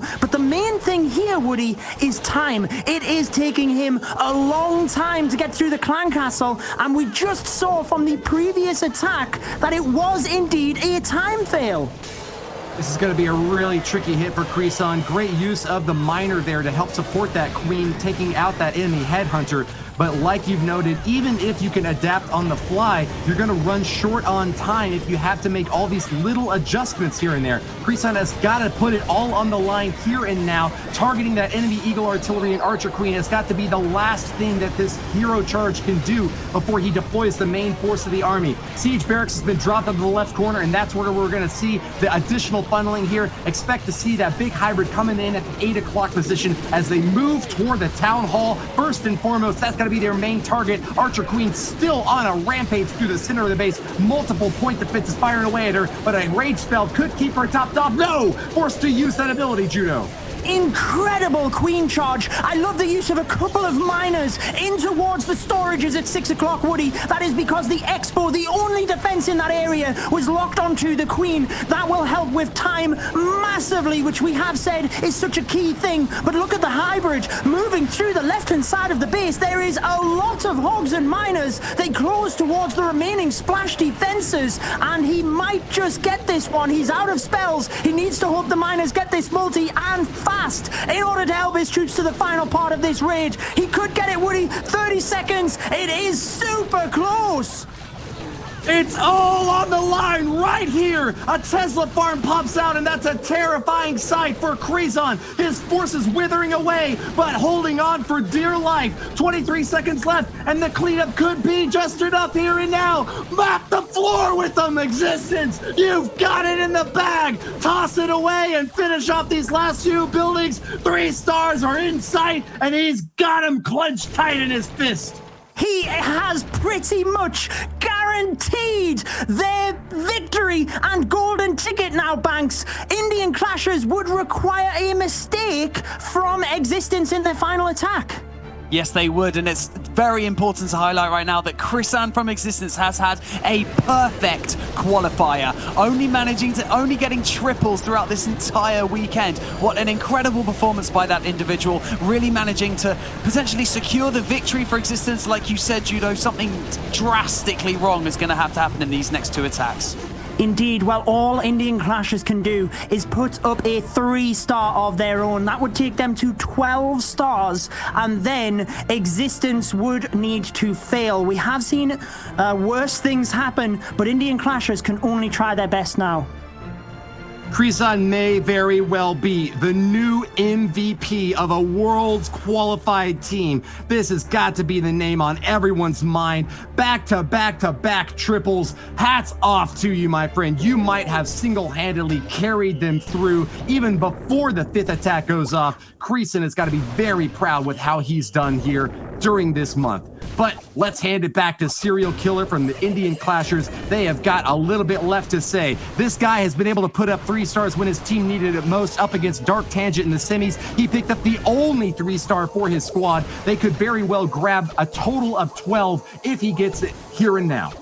Well, he is on point today, isn't he? We've seen that phenomenal Queen charge in his previous attack, taking out almost half of the base. And let's remember, Woody, he clutched the attack, got the required percentage against Tribe Gaming. So this is a man with bags of talent within Clash of Clans, and he has to put up a 3-star now to give Indian Clashers any fighting chance. The Yetis and Bowlers are moving straight into the base. He has a fantastic funnel set up, and he just has to hope that they get through here quick enough.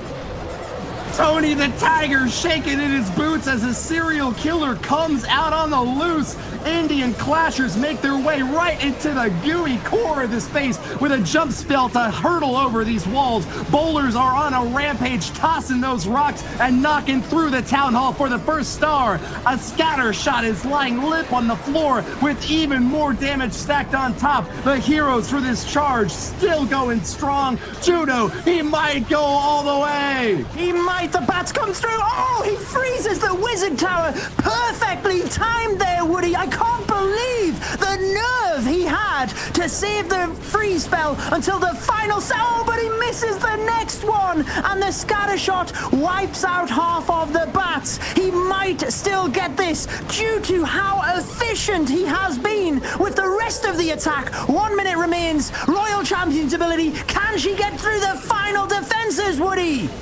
The last layers of the base firing on all cylinders. RC goes for the mortar instead of the single target Inferno, and that is disaster for Serial Killer. 2 Yeti Mites jumped towards the single target Inferno, but it just wasn't enough to take it down. Now we do have Yeti Mites in the basket of the Yetis at the top of the base, but with time ticking down, Woody, I'm not sure that he has enough time to get through the rest of the base. It is a fantastic attack, but it does mean that Existence are 1 step further, and surely they are going to be this month's golden ticket winners.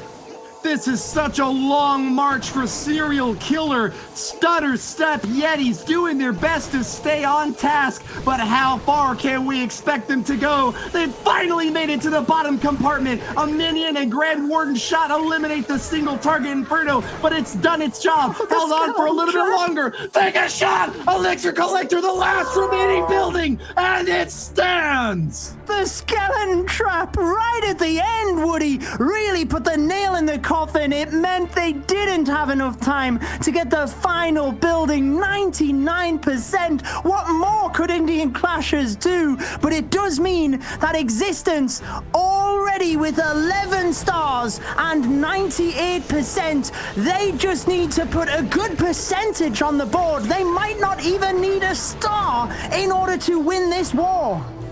I don't think they do. Just get that percentage high enough and it will stay higher. But If you do take out the Town Hall or grab 50%, that'll be enough for 12 stars to come over the top. We'd expect nothing less from a Worlds qualified team that has been there before and is looking to go there again. Their eyes are on the prize, and this is the last leg standing in their way. Get ready to knock it apart. The final attacker, the MVP, the captain, the master of the existence squad, Rigo Torres, 23, is here. He only needed the 2 stars against Tribe Gaming in the semi-finals, but he went all of the way, getting the 3 stars and showing us how good Existence are. Now, can he do the same again to finish off in style, give Existence the golden ticket, and be the 4th seed to this year's World Championships? Here he comes, Woody, with the Grand Warden from the north of the base. Looks like he's carving out that funnel, ready for his Yetis, and he has his eyes on the Town Hall. Just secure the victory. Even if he gets a star, they will progress now. That's right, a single 50% hit or the Town Hall going down will get it done. Rigo Torres starting off slow, a little bit coy maybe, taking out some buildings and now transferring the Grand Warden off of that early walk to support the bulk of this raid.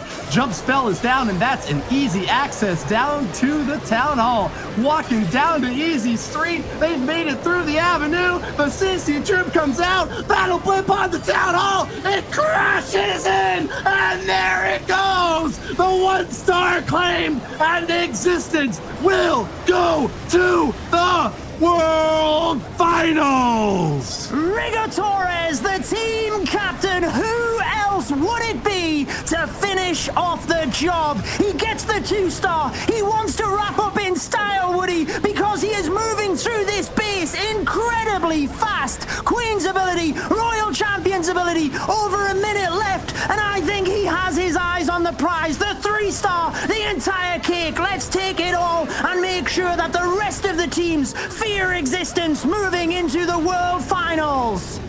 Vamos Existence! Rigo Torres, the captain of the team, has got to be patting backs and clapping so hard right now for a squad that has championed the Spanish community and will once again represent them on the main stage. $1 million prize event has got their name on it. They're ready to claim it all, and with the cleanup for this final base, have even got another shot at a 14-star win. Can they get it done, Judo? The Yetis have tried their best. The Grand Warden locked onto the wrong building. If only he had have took down the single target Inferno, I think it would have been a guarantee. But now with 20 seconds, no Yeti mites left. He will get the high percentage 2-star. Rigo Torres does not mind. Existence are going to be your golden ticket, Woodies. They move on through, and what a performance it was today.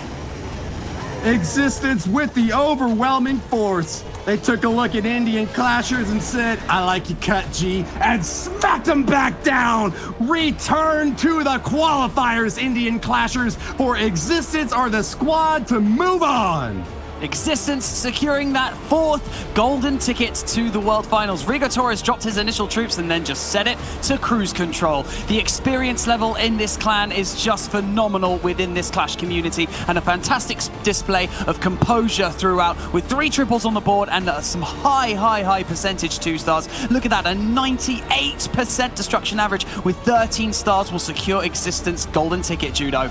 Indeed, they just kept on moving from gear to gear throughout the qualifiers. They almost mimicked exactly what Nishang Dance did in the previous qualifiers, because they got better and better as the tournament moved on, and that shows just how good this team is.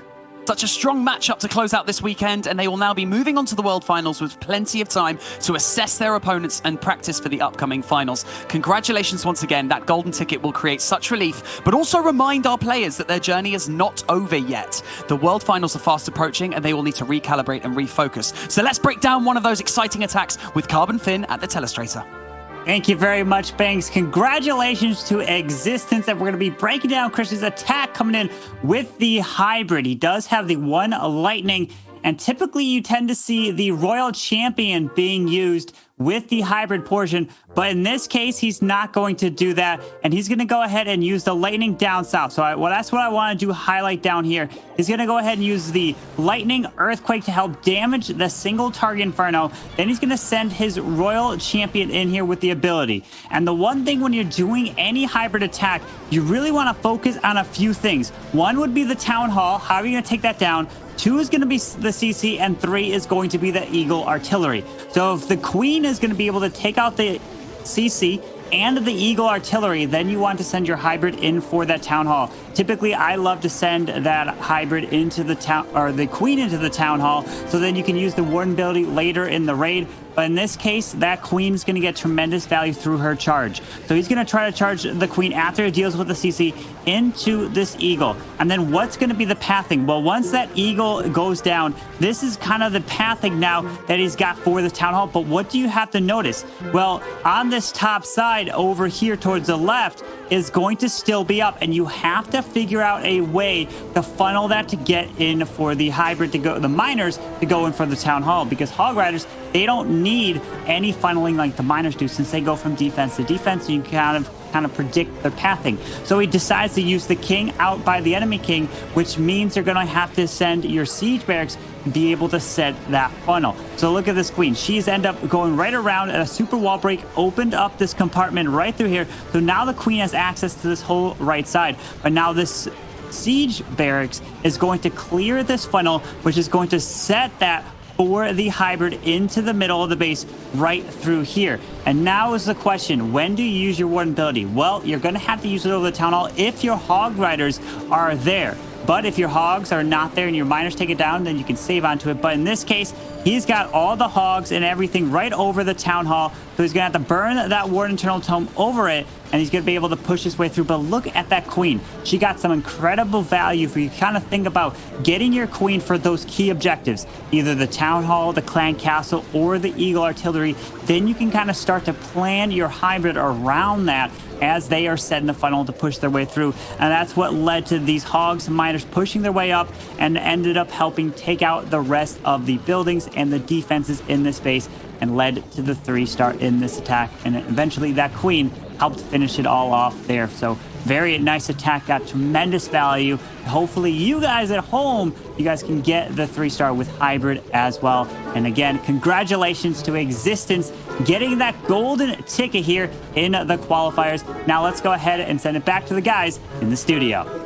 Thank you so much, Carbon, for breaking down that attack. And there you have it. Existence will be joining alternate attacks for Tang and the Chang dance in the World Finals at the end of the year, where they will battle it out for the prize pool of $1 million.